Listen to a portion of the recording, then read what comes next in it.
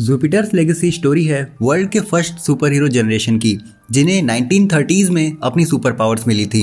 In the present day they are the revered elder guard, but उनके super powered childrens अपने parents की legendary feats को match करने में स्ट्रगल करते हैं। नेटफ्लिक्स की super hero series Jupiter's Legacy का फर्स्ट सीजन मई 7, 2021 में रिलीज हुआ था, जिसके बाद से ये सीरीज हम फैंस के बीच अपने एक अलग लेवल के इंटरेस्टिंग और यूनिक स्टोरी के साथ जगह बनाए हुए है। इस सीरीज में काफ़ी सारे प्लॉट ट्विस्ट हैं और कैरेक्टर्स के बीच में बहुत ही अच्छी बॉन्डिंग्स भी दिखाई गई है। फैमिली को लेकर बहुत इन्फ्लुएंस क्रिएट किया है इस सीरीज ने। इसके मेन कैरेक्टर शेल्डन सैम्सन यानी कि द यूटोपियन की फैमिली इस पूरे शो को अपनी तरफ खींचे हुए है। मेन कैरेक्टर के साथ साथ उसकी वाइफ जो कि लेडी लिबर्टी हैं, जिनके 2 बच्चे हैं, एक लड़की जिसका नाम है क्लोई और एक लड़का है जिसका नाम है ब्रैंडन यानी कि पैरागॉन। तो ज़्यादा टाइम ना लेते हुए चलिए बढ़ते हैं सीरीज की स्टोरी लाइन की तरफ। एपिसोड शुरू होते ही हम देखते हैं कि 3 बच्चे प्रिटेंड खेल रहे होते हैं सुपर हीरोज बन के। एक पॉइंट पर वो लड़की कहती है कि उसने लेजर आइस यूज की और विलन का रोल करने वाला बच्चा कहता है कि नहीं, उसने मिस कर दिया। अब एक छोटी सी लड़ाई के बाद उस बच्चे ने सुपर स्क्रीम का इस्तेमाल किया और दोनों लड़कों को जमीन पर गिरा दिया और उसकी आइज ऐसे ग्लो करने लगी जैसे कि वो लेजर आइस का इस्तेमाल करने वाली है। विलन का रोल करने वाला बच्चा डर के भाग जाता है और दूसरा बच्चा खड़ा हो जाता है और लड़की के पास जाता है। हमें ये पता चलता है कि लड़की का नाम क्लोई है और लड़के का नाम ब्रैंडन है। ब्रैंडन क्लोई को गेम के बारे में समझा रहा होता है कि तभी उनके फादर आते हैं। अब यहाँ पे क्लोई को रियलाइज़ होता है कि उसने अपने पापा के कहने के खिलाफ अपनी शक्तियों का इस्तेमाल किया है। उनके पापा उन्हें हल्की सी डांट लगाते हैं शक्तियों का इस्तेमाल करने के लिए, लेकिन वो इनकार करती है और कहती है कि लड़का बैड था और उनको उन्हें हराना चाहिए था। उसके पापा कहते हैं कि भले ही ये सच है कि वो बुरे आदमी को पकड़ लेते हैं, लेकिन एक हीरो होने का मतलब ये भी है कि हम लोगों की केयर करें, विच मीन्स बुरे लोगों की भी, और हमें उनके साथ उसी दया भाव से व्यवहार करना चाहिए जैसे कि हम अच्छे लोगों के साथ करते हैं। इसलिए उनका कोड होता है कि वो अपने दुश्मनों को नहीं मारते, क्योंकि वो भी तो इंसान होते हैं। बच्चों को जब समझ आ जाता है कि उनके पापा क्या कह रहे हैं तो उन्हें आइसक्रीम खिलाने का वादा करते हैं, लेकिन उस समय उनके पापा को किसी डेंजर का आभास होता है जहां लोगों को मदद की ज़रूरत थी, और तभी उन्होंने अपने बच्चों को कहा कि किसी को उनकी मदद चाहिए है, जिस पे वो बाद में आइसक्रीम खिलाने का वादा करते हुए वहां से चले जाते हैं। फिर सीन प्रेजेंट डे में शिफ्ट होता है जहां हम देखते हैं कि ब्रैंडन एक डाइनर के बूथ में बैठा है। जब news super villain black star के बारे में बताने लगती है तब एक वेट्रेस उससे ऑर्डर लेने आती है। तभी ब्रैंडन को दूर से किसी के चीखने की आवाज़ सुनाई देती है। जब वेट्रेस उसे न्यूज़ के बारे में बात करने के लिए वापस मुड़ती है तो देखती है कि वो गायब हो गया है और उसने उसके लिए टेबल पर पैसे छोड़े थे। फिर हम डाइनर के बैक एली में देखते हैं और वहाँ ब्रैंडन का क्लार्क केंट की तरह सुपरमैन में चेंज होने वाला सीन मिलता है जब वो अपने super hero alter ego Paragon में बदलता है।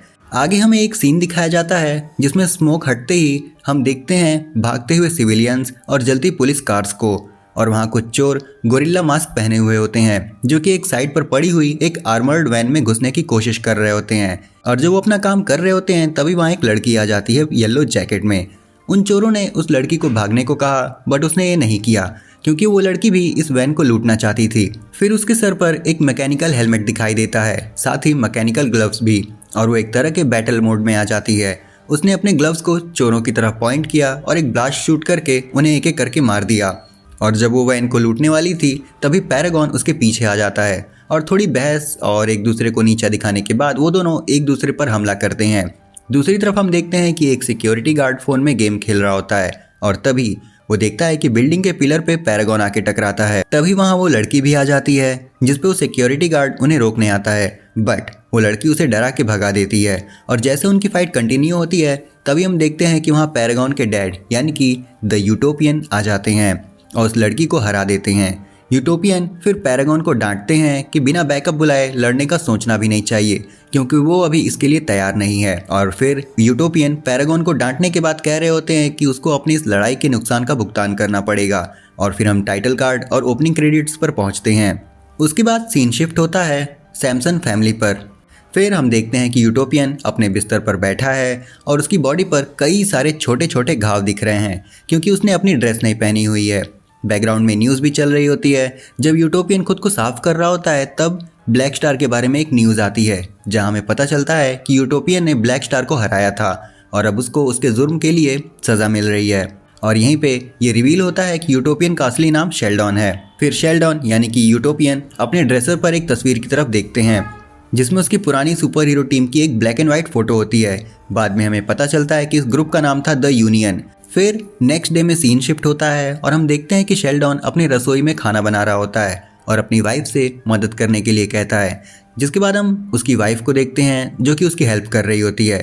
अब यहाँ पे आपने एक चीज़ नोटिस की होगी कि शेल्डन की वाइफ भी द यूनियन का पार्ट है, जिसे हमने उस फोटो में देखा था। आगे हम देखते हैं कि शेल्डन की वाइफ उसे एक बियर ऑफर करती है और फिर वो दोनों आपस में थोड़ी बातें करते हैं, जहाँ हमें ये भी पता चलता है कि शेल्डन को अपनी बेटी से जुदाई महसूस हो रही है और उसकी ड्रग यूज़ करने की आदत उनके बीच एक दूरी डाल रही है, जिस पे शेल्डन अपनी वाइफ से मदद मांगता है और उसकी वाइफ का रिस्पॉन्स होता है कि उसे थोड़ा समय दो, क्योंकि वो अभी उसके साथ बात करने के लिए तैयार नहीं है। फिर वो उससे अपने बेटे के बारे में पूछती है, जिस पे शेल्डन कहता है कि वो काफ़ी इमोशनल है और अनफोकस्ड है, और ये भी कि वो एक सुपर हीरो बनने के लिए तैयार नहीं है। शेल्डन ये भी कहता है कि वो ये भी नहीं जानता कि वो कभी तैयार हो भी पाएगा या नहीं। आगे हम ब्रैंडन को देखते हैं जो कि घर के छत पर बैठकर बियर पी रहा होता है। उसकी सुपर हियरिंग के कारण उसे अपने डैड और मॉम के साथ चल रही बातें सुनाई दे रही थी। तभी उसके अंकल भी आ जाते हैं और वो ब्रैंडन से बात करते हैं। वो दिन के इंसिडेंट पर बात करते हैं, जिस पे ब्रैंडन थोड़ा चिड़चिड़ा लगता है, जिस पे उसके अंकल, जिनका नाम वॉल्टर है, वो उसका माइंड रीड करते हैं कि उससे क्या परेशान कर रहा है, जहाँ वो अपने भाई को ये कहते हुए सुनते हैं कि शायद ब्रैंडन कभी एक सुपर हीरो बनने के लिए तैयार नहीं हो पाएगा। जिसके बाद ब्रैंडन अपने पिता के बारे में पूछता है कि जब वो यंग थे तो कैसे थे। वॉल्टर कहता है कि ब्रैंडन के पिता को जवानी में कुछ भी फिक्र नहीं थी, और फिर हमें एक फ्लैशबैक दिखाया जाता है। सीन 1929 के शिकागो में शिफ्ट होता है, जहां यंग शेल्डन एक स्टील मिल में आता है, कुछ वर्कर्स को सलाम करते हुए जो उसे उसकी सगाई पर बधाई देते हैं। जब वो स्टील मिल के ऑफिस में एंटर करता है तो अपने पिता और अपने भाई को देखता है, जो कि अपने कंपनी के बारे में क्या करना चाहिए और क्या नहीं पर बहस कर रहे होते हैं। शेल्डन के पिता चाहते हैं कि कंपनी को बढ़ाया जाए ताकि ज़्यादा से ज़्यादा लोगों को रोज़गार मिल सके। वॉल्टर यानी कि शेल्डन के भाई वहाँ उनके पिता को कह रहे होते हैं कि ये बिज़नेस बढ़ाने का सही समय नहीं है, क्योंकि स्टॉक मार्केट में ऐसे दिखा रहा है कि ये बिज़नेस बढ़ाने का अच्छा समय नहीं है। शेल्डन अपने पिता के साथ होता है। सीन प्रेजेंट में शिफ्ट होता है, जहाँ शेल्डन और उसकी फैमिली डिनर के लिए साथ में बैठी होती है, जहाँ वॉल्टर ने मौके के लिए एक स्पेशल वाइन लाई है। और फिर वो सभी प्रे करते हैं, और जब वो प्रेयर शुरू करते हैं तब क्लोई पहुंच जाती है और अपनी चेयर पर बैठकर माफ़ी मांगती है कि वो देर से आई है। जब वो बैठ जाती है तो सभी डिनर के लिए प्रे करते हैं और फिर डिनर शुरू करते हैं, और फिर उन लोगों के बीच थोड़ी बातें होती हैं, और तभी वॉल्टर क्लोई की लेटेस्ट मैगजीन कवर की तारीफ़ करता है, और यहाँ हमें पता चलता है कि क्लोई एक मॉडल है। आगे क्लोई के शूट की बातें होती हैं, जहाँ उसके पिता उसकी तारीफ़ करते हैं और टॉन्ट मारते हैं कि वो थोड़ा और पहन सकती थी, जिस पे क्लोई बुरा मान जाती है। उसका जवाब होता है कि वो तो और कम कपड़े भी पहन सकती थी। इससे उनके बीच में एक झगड़ा शुरू हो जाता है कि क्लोई अपनी शक्तियों का इस्तेमाल कैसे कर रही है, जबकि उसका भाई अपनी शक्तियों का इस्तेमाल समाज सुधार के लिए कर रहा है। क्लोई तब और भी ज़्यादा गुस्से में आ जाती है, क्योंकि वो अपने पिता की उम्मीदों को पूरा नहीं कर सकती। फिर वहाँ से चली जाती है और कहती है कि वो कभी वापस नहीं आएगी। जब वो चली जाती है तो वो वॉल्टर की लाई गई वाइन की बोतल भी साथ ले जाती है। ब्रैंडन उसके पीछे जाता है बात करने के लिए।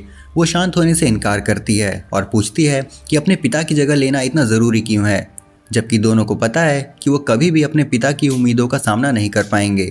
अब उन दोनों के बीच काफ़ी बहस होती है सुपर हीरो फैमिली और अपने फादर के सक्सेसर को लेके, और फिर क्लोई वहाँ से चली जाती है। सीन फिर से घर के अंदर शिफ्ट होता है, जहाँ शेल्डन अपनी बीवी के साथ बर्तन धुल रहा होता है। वॉल्टर शेल्डन की बीवी का काम ले लेता है और अपने भाई से ब्रैंडन के बारे में बात करता है। वॉल्टर शेल्डन को बताता है कि ब्रैंडन उसे अपना आइडल मानता है और सिर्फ अपने पिताजी की उम्मीदों को पूरा करना चाहता है, उसका सामना करना चाहता है। लेकिन शेल्डन कहता है कि उसे यकीन नहीं है कि उसका बेटा उसके जैसा बनना चाहता है। फिर वॉल्टर शेल्डन को बाकी के बर्तन भिगो के छोड़ देने को कहता है, क्योंकि वॉल्टर शेल्डन के साथ घूमने जाना चाहता था। आगे हम देखते हैं कि ब्रैंडन एक नाइट क्लब में है और अपने दोस्त टेक्टोनिक के साथ शराब पी रहा है, जिसे बैरी भी कहते हैं। ब्रैंडन थोड़ा शर्मिंदा है क्योंकि वो पब्लिक में है और पब्लिक इसे एक बड़ा तमाशा बना रही है, क्योंकि ये कोड के खिलाफ है। बैरी ब्रैंडन को कोड से थोड़ा रिलैक्स करने को कहता है, क्योंकि वो अपने फेम में नहीं है, वो बस कुछ दोस्त हैं जो कैचअप कर रहे हैं। ब्रैंडन अंत में हार मानता है और बैरी के साथ एक शॉट लेता है, और फिर वो दोनों प्रीवियस सुपर हीरोज़ और उनकी जनरेशन के बीच के डिफरेंस पर बात करते हैं। सीन एक बार फिर से पास्ट में शिफ्ट होता है, जब शेल्डन अपनी होने वाली बीवी से अलविदा कहता है। जब शेल्डन की फियांसे जा रही होती है तो उसका एक दोस्त जॉर्ज उसके पास आता है और एक फर कोट पहने हुए होता है।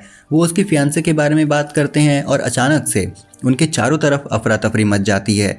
शेल्डन एक आदमी को रोकता है और पूछता है कि क्या हो रहा है, और तब हमें पता चलता है कि शेयर मार्केट अभी अभी गिर गया है। शेल्डन अपने दोस्त के साथ बिल्डिंग के अंदर दौड़ता है। अंदर वॉल्टर बोर्ड रूम में है, जो क्रैश के दौरान कंपनी को टूटने से बचा रहा होता है। वॉल्टर कहता है मैंने तुम्हें कहा था, और शेल्डन कमरे में घूमता है। फिर उससे पूछता है कि उनके फादर कहाँ हैं, जिस पे वॉल्टर कहता है कि वो छत पर हैं। अब यहाँ पे आप समझ सकते हैं कि ये सीन कहाँ पर जा रहा है। छत पर शेल्डन अपने फादर से बात करता है। उसके फादर पुरानी बातों को याद करते हैं, जैसे कि उन्होंने अपने स्टील मिल से कितने सारे काम किए थे, कितनों का भला किया है। शेल्डन अपने फादर से कहता है कि वो वापस वॉल्टर के पास नीचे आए, जिस पे उनके फादर कहते हैं कि जाओ सबसे कह दो कि वो तुरंत नीचे आएंगे। शेल्डन उनकी बात मान जाता है और जाने लगता है, बट जैसे वो पीछे मुड़ता है तो देखता है कि उसके डैड छत से नीचे कूद जाते हैं। शेल्डन चिल्लाता है जब वो अपने पिताजी को ज़मीन की तरफ गिरा देखता है, और फिर सीन प्रेजेंट में शिफ्ट होता है। प्रेजेंट में हम वॉल्टर और शेल्डन को यूनियन हेडक्वार्टर्स में देखते हैं। वो दोनों याद करते हैं कि ओरिजिनल यूनियन के मेंबर्स ने इस सर्कुलर टेबल पर बैठकर लास्ट टाइम कब बात की थी। फिर हमें पता चलता है कि उनके टीम मेंबर ने उन पर पलटी मार दी थी। जब वो याद करते हैं, Sheldon current state of affairs के बारे में सोचता है। वो ये भी सोचता है कि यूनियन ने कुछ खास नहीं किया, कुछ खास डिफरेंस नहीं लाया। वॉल्टर शेल्डन को एश्योरेंस देता है कि उन्होंने बहुत कुछ किया है, लेकिन शेल्डन बस यही कहता है कि वो मेटाफोरिकली क्विक स्टैंड में खड़े हैं।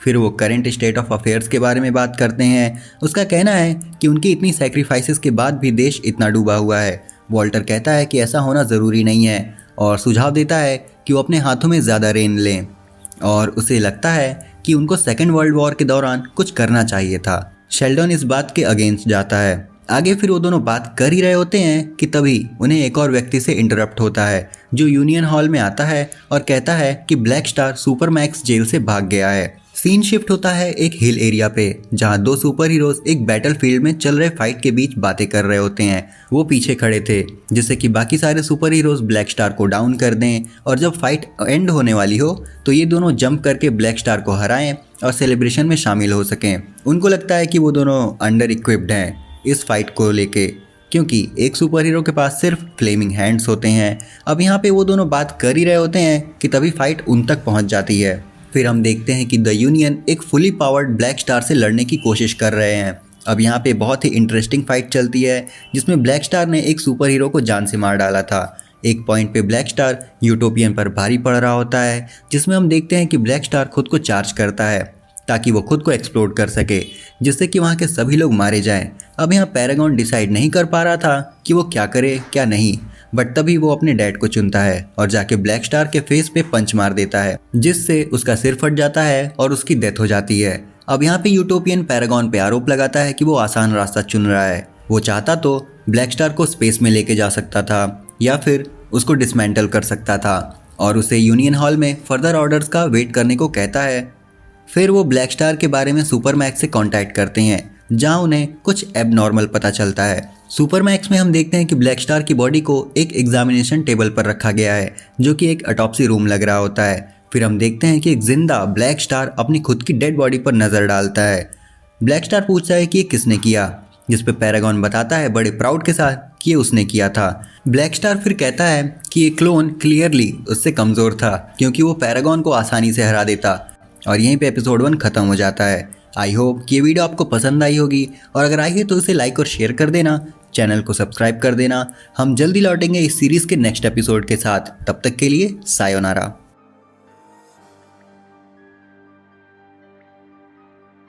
तो जुपिटर्स लेगेसी का एपिसोड 2 पेपर एंड स्टोन शुरू होता है जब ब्लैक स्टार अपने क्लोन की डेड बॉडी के सामने होता है। ब्लैक स्टार को यकीन होता है कि ये उसका क्लोन है, क्योंकि असली ब्लैक स्टार ब्रैंडन को इजीली हरा देता, यूँ कह दो कि निपटा भी देता। ब्लैक स्टार शेल्डन को टॉन्ट मारता है क्योंकि उसने अपने बेटे को किसी को मारने के लिए लॉक नहीं किया, और वो ये बात छुपा कर नहीं रख सकते हमेशा के लिए। ब्लैक स्टार को ले जाने के बाद टीम ये सोचती है कि आखिर ये सब हो क्या रहा है। Clearly this is a clone of sorts, but where and why are the real questions. Union headquarters के बाहर ग्रेस यानी Lady Liberty Black Star incident के लिए एक प्रेस कॉन्फ्रेंस रखती है। एक रिपोर्टर बताता है कि एक सर्वे के मुताबिक कई सारे अमेरिकन्स ब्रैंडन के डिसीजन को सपोर्ट कर रहे हैं। इससे शेल्डन को गुस्सा आ जाता है, जो सबको संभाल लेता है और कहता है कि उन लोगों को दुनिया को जिस तरह से चाहिए वैसे सोचने की ज़रूरत है। शेल्डन उन्हें याद दिलाता है कि lethal force without due process is not justice. फिर सीन कट होता है और हम देखते हैं सैमसन फार्म पर ब्रैंडन थोड़ा टारगेट प्रैक्टिस कर रहा होता है जब वहाँ शेल्डन एक चिट चैट के लिए आता है। शेल्डन उससे याद दिलाता है कि ब्लैक स्टार के साथ उसने जो कुछ किया वो उससे वापस नहीं ले सकता और उसे अपने आप को आइडियल बनाना होगा। ब्रैंडन क्लोई के बारे में एक स्मार्ट रिमार्क करता है कि वो तो हेल्प के लिए भी नहीं आई, लेकिन शेल्डन इसे इग्नोर कर देता है।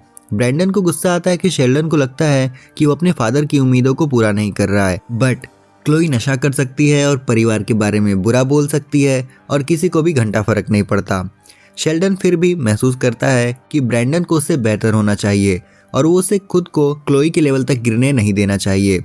ब्रैंडन शेल्डन से ओपन होता है और उसे बताता है कि वो ब्लैक स्टार के केस में कैसा फील किया, कैसे उसने अपने दोस्तों को मरते देखा और एंड में उसे अपने फादर को बचाने या ब्लैक स्टार को जिंदा छोड़ने में डिसाइड करना पड़ा, जो कि उसके लिए बहुत ही हार्ड चॉइस थी। आगे सीन शिफ्ट होता है 1929 में, जहां हम यंग शेल्डन को देखते हैं जो कि सैमसन स्टील पहुंचता है, जहां उसको अपने फादर के फ्यूनरल के लिए वॉल्टर से मिलना था। शेल्डन ने एक सूट साफ करवाया था जबकि एक क्लोज्ड कास्केट में होने वाला था। वॉल्टर उसे बताता है कि शेल्डन हमेशा सोचता था कि वो उनके पिता की पसंदीदा टाई है, लेकिन ये सच नहीं था। इनफैक्ट जब भी शेल्डन चला जाता था तो उनके डैड टाई स्वैप कर लेते थे। वॉल्टर शेल्डन को वार्न करता है कि बोर्ड सैमसन स्टील को बंद करना चाहती है, लेकिन शेल्डन कह रहा होता है कि वो ऐसा होने नहीं दे सकते। उनके फादर कभी नहीं चाहेंगे कि उनके वर्कर्स अपनी जॉब खो दें, बट वॉल्टर उसे कहता है कि उनके पास और कोई चॉइस नहीं है। उसने हर कोशिश कर ली लेकिन कुछ भी काम नहीं कर रहा। अब इन दोनों में बहस होती जा रही थी कि तभी बिली बुरी खबर लेकर आ जाता है। किसी रिपोर्टर ने एक आर्टिकल लिखा है उनके फादर के बारे में कि कैसे उन्होंने सैमसन स्टील के वर्कर्स को धोखा दिया है, जो कि साफ साफ लग रहा था कि फेक है। शेल्डन यूनाइटेड फ्रंट के पास तेजी से जाता है जी कैनेडी को ढूंढते हुए, जो कि और कोई नहीं शेल्डन की फ्यूचर वाइफ ग्रेस होती है। शेल्डन उस पर इल्ज़ाम लगाता है कि उसने उसके फादर के बारे में झूठ बोला और उसकी डेथ का फ़ायदा उठाया है रीडर्स के लिए। ग्रेस सच्चाई पर टिकती है और ये मानती है कि वो बस एक वकील है जो उसे रिट्रैक्शन प्रिंट करवाने की वजह से धमकाने की कोशिश कर रहा है। अब यहाँ शेल्डन एडमिट करता है कि वो उनका बेटा है, जिससे ग्रेस को सरप्राइज हो जाता है। ग्रेस उसके फादर की डेथ पे कंडोलेंसेस देने की कोशिश करती है, लेकिन उसको ये नहीं सुनना होता। उसके मुताबिक उसके फादर ने अमेरिका को बनाने में मदद की है और ये लोग सिर्फ एक अच्छे आदमी के नाम को खराब करने की कोशिश कर रहे हैं और कुछ नहीं। सीन फिर से शिफ्ट होता है प्रेजेंट में, जहां हम देखते हैं कि पेट्रा अपने फादर फिट्ज से ब्लैक स्टार इंसिडेंट के बारे में बात कर रही होती है। उसको अपने दोस्तों को बैटल में खोता हुआ महसूस करती है और उसको ये सवाल खाया जा रहा होता है कि क्या ये सही रास्ता है या नहीं। चीज़ें बदल रही हैं और वो बैंक चोर जिनसे वो पहले लड़ते थे अब लोगों को मार रहे हैं। फिट्ज उसे याद दिलाता है कि उसने हमेशा चाहा था कि वो उसके कदम पे ना चले। उसे टेंशन होती है कि कहीं वो अभी अपने आप को इतनी बुरी तरह से चोट ना पहुंचा ले जैसे कि उसने किया था, लेकिन वो उस पर प्राउड फील करता है, सिर्फ इसलिए नहीं कि वो सही सलामत है, बल्कि इसलिए भी कि वो उससे बहुत से वेज में बेटर है। सीन कट होता है और हम देखते हैं कि शेल्डन क्लोई के अपार्टमेंट में आता है उससे मिलने के लिए। शेल्डन क्लोई के लिए एक तरह का पीस ऑफरिंग लाया होता है, लेकिन उसे ग्लटन नहीं खाना होता है। अब वो दोनों क्लोई के आने वाले शूट पर बातें करना शुरू कर देते हैं, लेकिन क्लोई को पता चलता है कि शेल्डन के आने का कोई और भी रीज़न है। शेल्डन बात को आने वाले फ्यूनरल पर शिफ्ट करता है और कहता है कि वो वहाँ आए और क्योंकि ब्रैंडन को भी उसके सपोर्ट की ज़रूरत थी। क्लोई को कुछ समझ नहीं आता है कि वो उससे क्या कहे, लेकिन शेल्डन को पता है कि ब्रैंडन किसी और से सुनने के बजाय क्लोई से सुनने के लिए ज़्यादा तैयार है। शेल्डन को ये समझने में मुश्किल होती है कि वो ब्रैंडन से क्यों नहीं जुड़ पाता और क्लोई कोशिश करती है उनके फीलिंग्स को शेयर करने की। उसको लगता है कि शेल्डन अपने द यूटोपियन के रोल को अलग नहीं रख पाते। क्लोई शेल्डन से कहती है कि आप यूटोपियन वाले रोल से बाहर निकलकर कभी एक रियल फादर बने ही नहीं, जिनकी हमें ज़रूरत थी। हमेशा इन दोनों के बीच एक लड़ाई होती है जो यहाँ तक पहुँचती है कि क्लोई जो है उसे शेल्डन पसंद नहीं करता और उसे बदलने की कोशिश करता है। शेल्डन का क्लोई के खिलाफ अटैक इतना लंबा चलता है कि क्लोई को बस यही पता है कि लड़ाई कैसे करनी है। शेल्डन उसे ये बताने की कोशिश करता है कि वो इन सबसे बड़े हैं, लेकिन क्लोई को पता है कि ये सच नहीं है। वो कहती है कि इस साइकिल को तोड़ने का एक ही तरीका है कि उन दोनों में से कोई एक बदल जाए, एक की हार हो दूसरे की जीत हो, लेकिन उसे पता है कि ये कभी भी नहीं हो सकता। वो उससे ये समझाने की कोशिश करता है कि ये सिर्फ एक बहाना है और क्लोई को अपनी गलतियों के लिए दूसरे ऊपर उंगली उठाना बंद करना चाहिए, बिफोर रियलाइजिंग कि वो वही कर रहा है जो क्लोई ने अभी कहा। उसको लगता है कि इस बात को छोड़ देना चाहिए आगे बढ़ने के बजाय, क्योंकि ये ज़्यादा बेटर होगा, और पूछता है कि क्या वो फ्यूनरल में आएगी या नहीं, लेकिन वो अभी भी श्योर नहीं है। सीन शिफ्ट होता है 1929 में, जहां हम देखते हैं वॉल्टर सैमसन स्टील के लिए नंबर्स निकाल रहा होता है। तभी शेल्डन आ जाता है और डिमांड करता है कि वकील यूनाइटेड फ्रंट पर मुकदमा करे। वॉल्टर ये खबर सुनाता है कि जो भी ग्रेस ने रिपोर्ट किया था वो सब सच है। उनके फादर ने वर्कर्स के पेंशन फंड का इस्तेमाल किया था कंपनी के एक्सपेंशन के लिए। शेल्डन ये सब मानने से इनकार करता है कि ये सब सच नहीं है और वॉल्टर से सब कुछ दोबारा चेक करने को कहता है, लेकिन वॉल्टर को पता है कि शेल्डन को सच में नहीं पता था उनके फादर ने क्या कुछ किया था। एक सक्सेसफुल स्टील कंपनी चलाने के लिए जो चीज़ें उसको करनी पड़ी थी।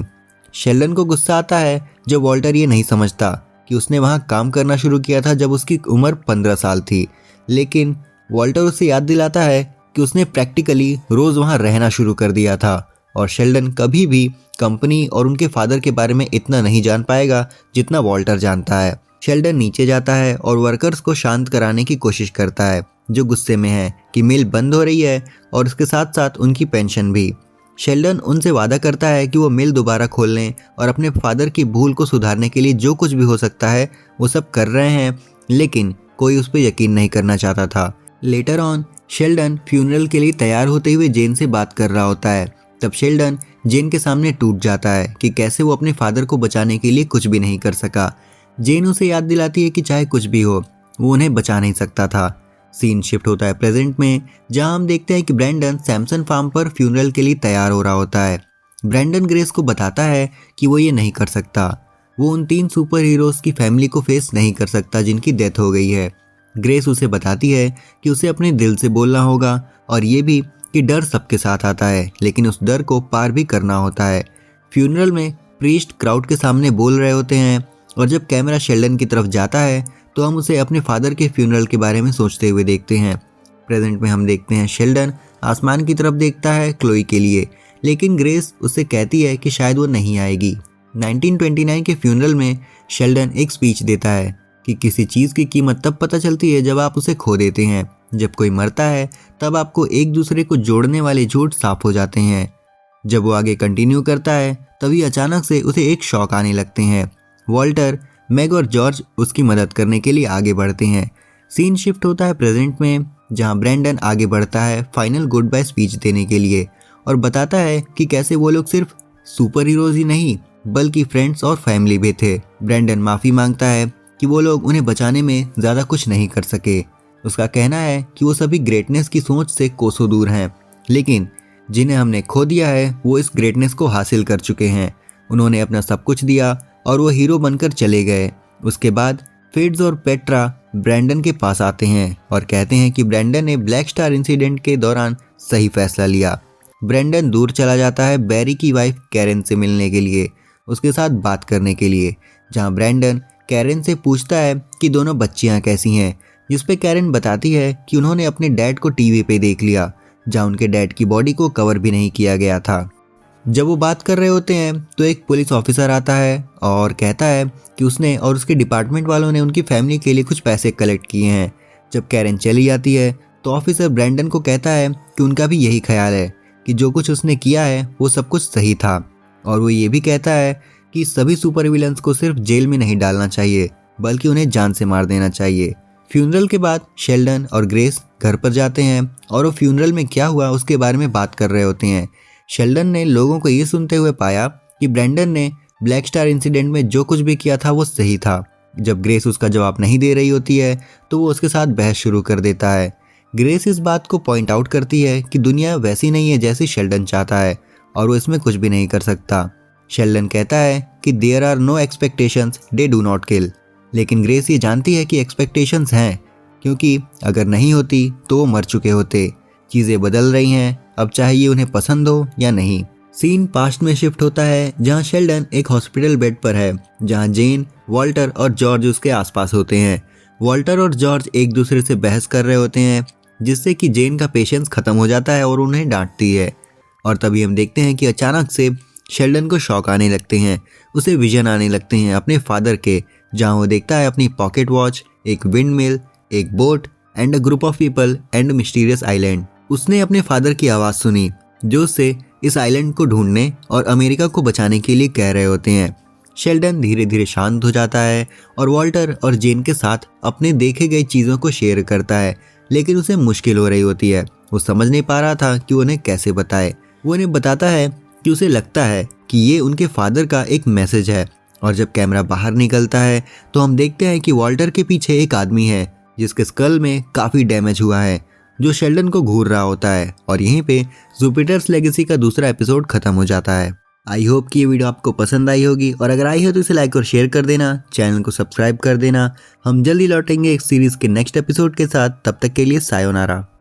जुपिटर्स लेगेसी का एपिसोड 3 एक रेडियो ब्रॉडकास्ट के साथ शुरू होता है जो बताता है कि लोग जॉर्ज हचेंस यानी कि स्काई फॉक्स के द यूनियन को छोड़ने के 40th एनिवर्सरी के ऑनर पर सुपर विलन्स के अटैक को लेकर टेंशन में हैं। आगे एक अपार्टमेंट में हम हच को कुछ बनाते हुए देखते हैं जब जेकी सवाल करता है कि वो उसके आने वाले हाइस्ट में क्यों हेल्प नहीं कर रहे हैं। उन्होंने उसके रूल्स को फॉलो किया है जिसमें शामिल है कि कभी किसी को नहीं मारना। हच उनको वादा करता है कि ऐसा नहीं होगा और वो उसके लिए फैमिली की तरह है। हच जानता है कि उसे आसान तरीके से चीज़ें संभालने के लिए अकेले जाना होगा। उसको पता है कि उसके पावर रॉड का इस्तेमाल काम को आसान बना देगा और किसी को भी पता नहीं चलेगा कि वो वहाँ था। सीन शिफ्ट होता है और हम देखते हैं कि उस रात कुछ मास्क पहने हुए लोग वैन में एक कार्गो एस्कॉर्ट कर रहे होते हैं। हम देखते हैं कि हच जगह को ऑब्जर्व कर रहा होता है और खुद को उस वैन के पीछे टेलीपोर्ट कर लेता है, लेकिन तभी वो देखता है कि इस वैन में वो अकेला नहीं है। जहाँ वो देखता है कि उस वैन में एक आदमी भी था। उस आदमी के गोली मारने से पहले वो खुद को बाहर टेलीपोर्ट कर लेता है। जब चीज़ें कंट्रोल से बाहर जा रही होती हैं तो वहाँ यूटोपियन पहुँच जाता है। हच इसे एक कवर के रूप में इस्तेमाल करता है और वैन में घुस जाता है केस को चुराने के लिए। कुछ गोलियां वैन के अंदर लगती हैं जिससे वो केस को डैमेज होता है और हच उस केस के फटने से पहले वापस लॉफ्ट में टेलीपोर्ट कर लेता है। सीन शिफ्ट होता है 1929 में, जहां हम देखते हैं कि जॉर्ज अपने मैंशन में उठता है। नाश्ते में कटबर्ट ने उसके लिए 99 एग्स अलग अलग डिग्री पे बॉईल करवाया होता है। जब वो अपना ब्रेकफास्ट एंजॉय कर रहा होता है तब वॉल्टर और जेन वहाँ पहुँच जाते हैं। उन्हें पता करना था कि जॉर्ज शेल्डन के सेजर के बाद कहाँ छुपा हुआ था, और वॉल्टर ये भी इंसिनुएट करता है कि जॉर्ज अपनी दूरी बनाए रखने की कोशिश कर रहा है। जेन समझाती है कि शेल्डन के साथ कुछ तो गड़बड़ है और चाहती है कि जॉर्ज उससे बात करके समझाने की कोशिश करे।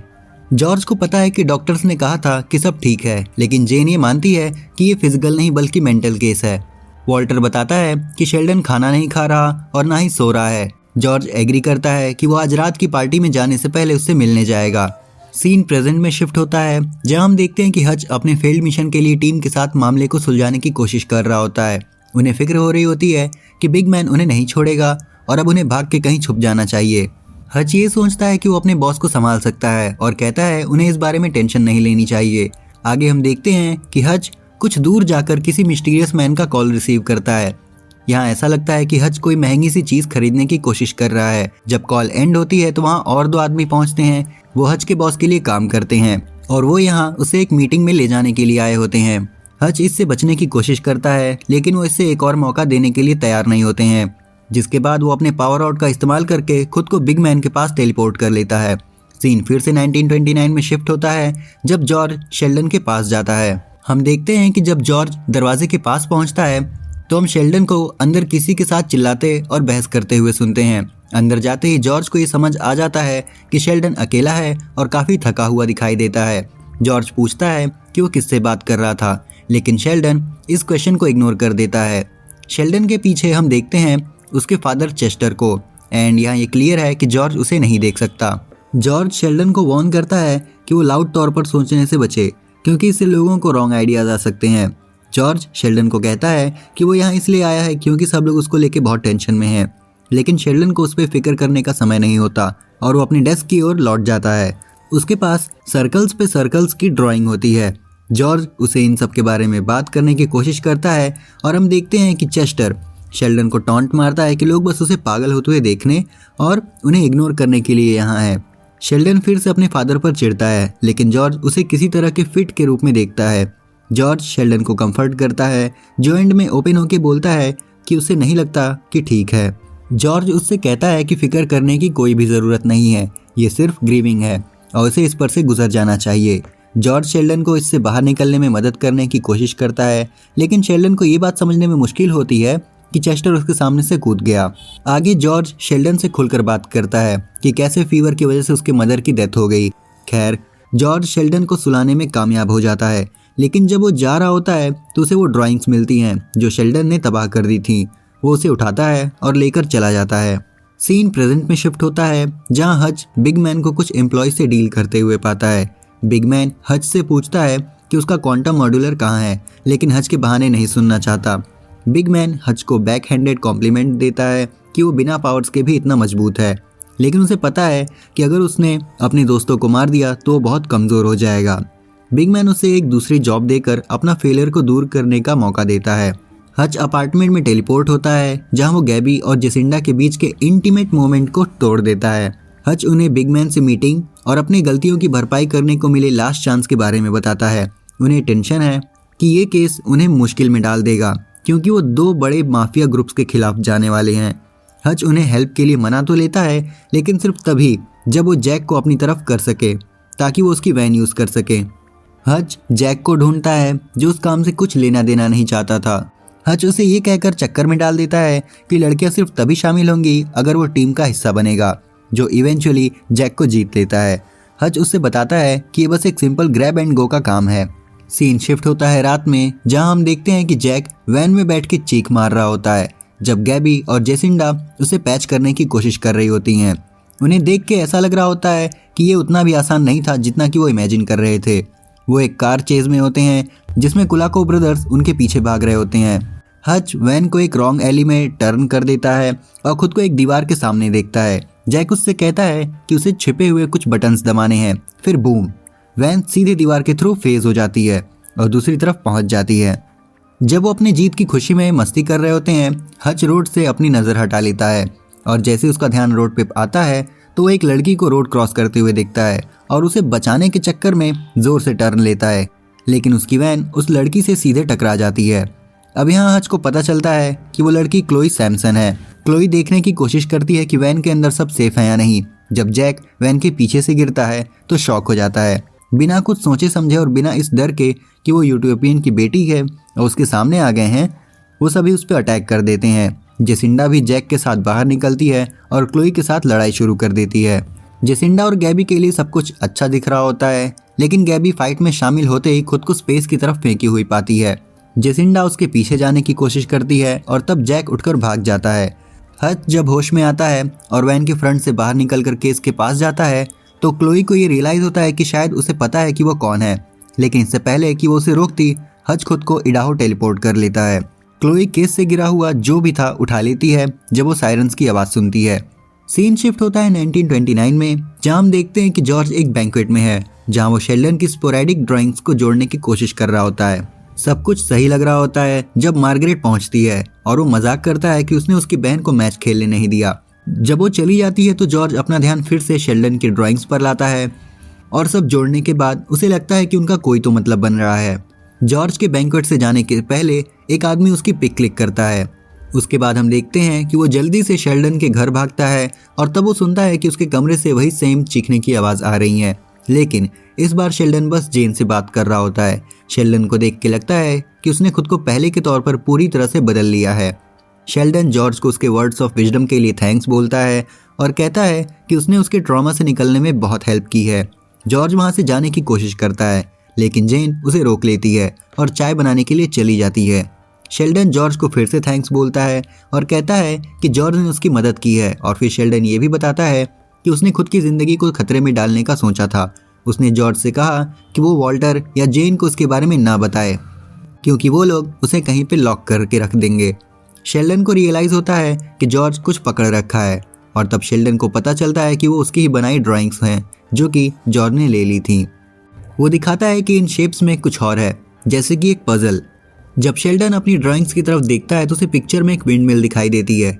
जॉर्ज को लगता है कि ये कोई ऐसी याद है जो शेल्डन भूल गया होगा, लेकिन शेल्डन को पता है कि उसने इस विंड मिल को कभी नहीं देखा है।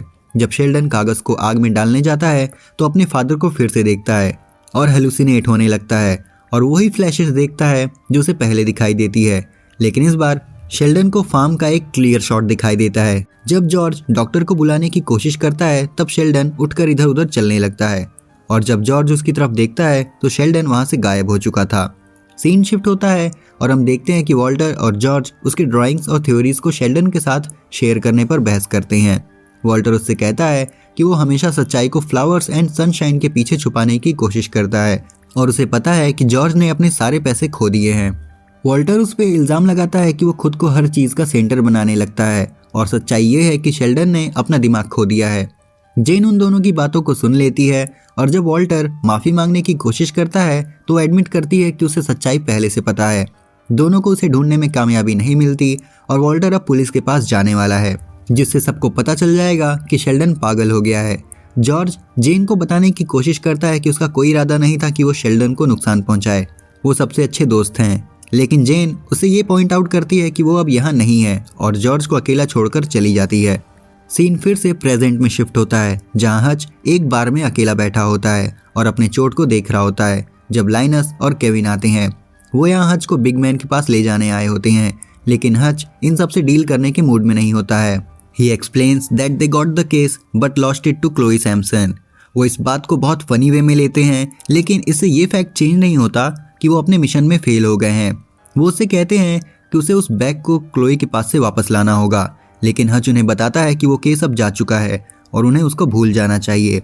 लाइनस और केविन को पता है कि उन्हें तो कुछ नहीं होगा, लेकिन हच और उसके दोस्तों के लिए कुछ भी ठीक नहीं होगा। हच अपने पावर आउट के लिए हाथ बढ़ाने की कोशिश करता है, लेकिन केविन अपने टेंटिकल पावर का इस्तेमाल करके वो रॉड उससे पहले पकड़ लेता है। रॉड को अपने हाथ में ले लेने पर केविन एक स्मार्ट रिमार्क देता है, जिसपे हच अपने रॉड को कहता है कि वो खुद को एक शार्क से भरे हुए पानी में टेलीपोर्ट कर ले, और जब अपने रॉड को वापस बुलाता है तो हम देखते हैं कि वो सिर्फ केविन के टेंटिकल से लिपटा हुआ था, उसके अलावा कुछ नहीं। हच कहता है कि इससे कोई फर्क नहीं पड़ता कि पावर रॉड किसने पकड़ रखा है और उसका पावर रॉड सिर्फ उसकी ही सुनता है।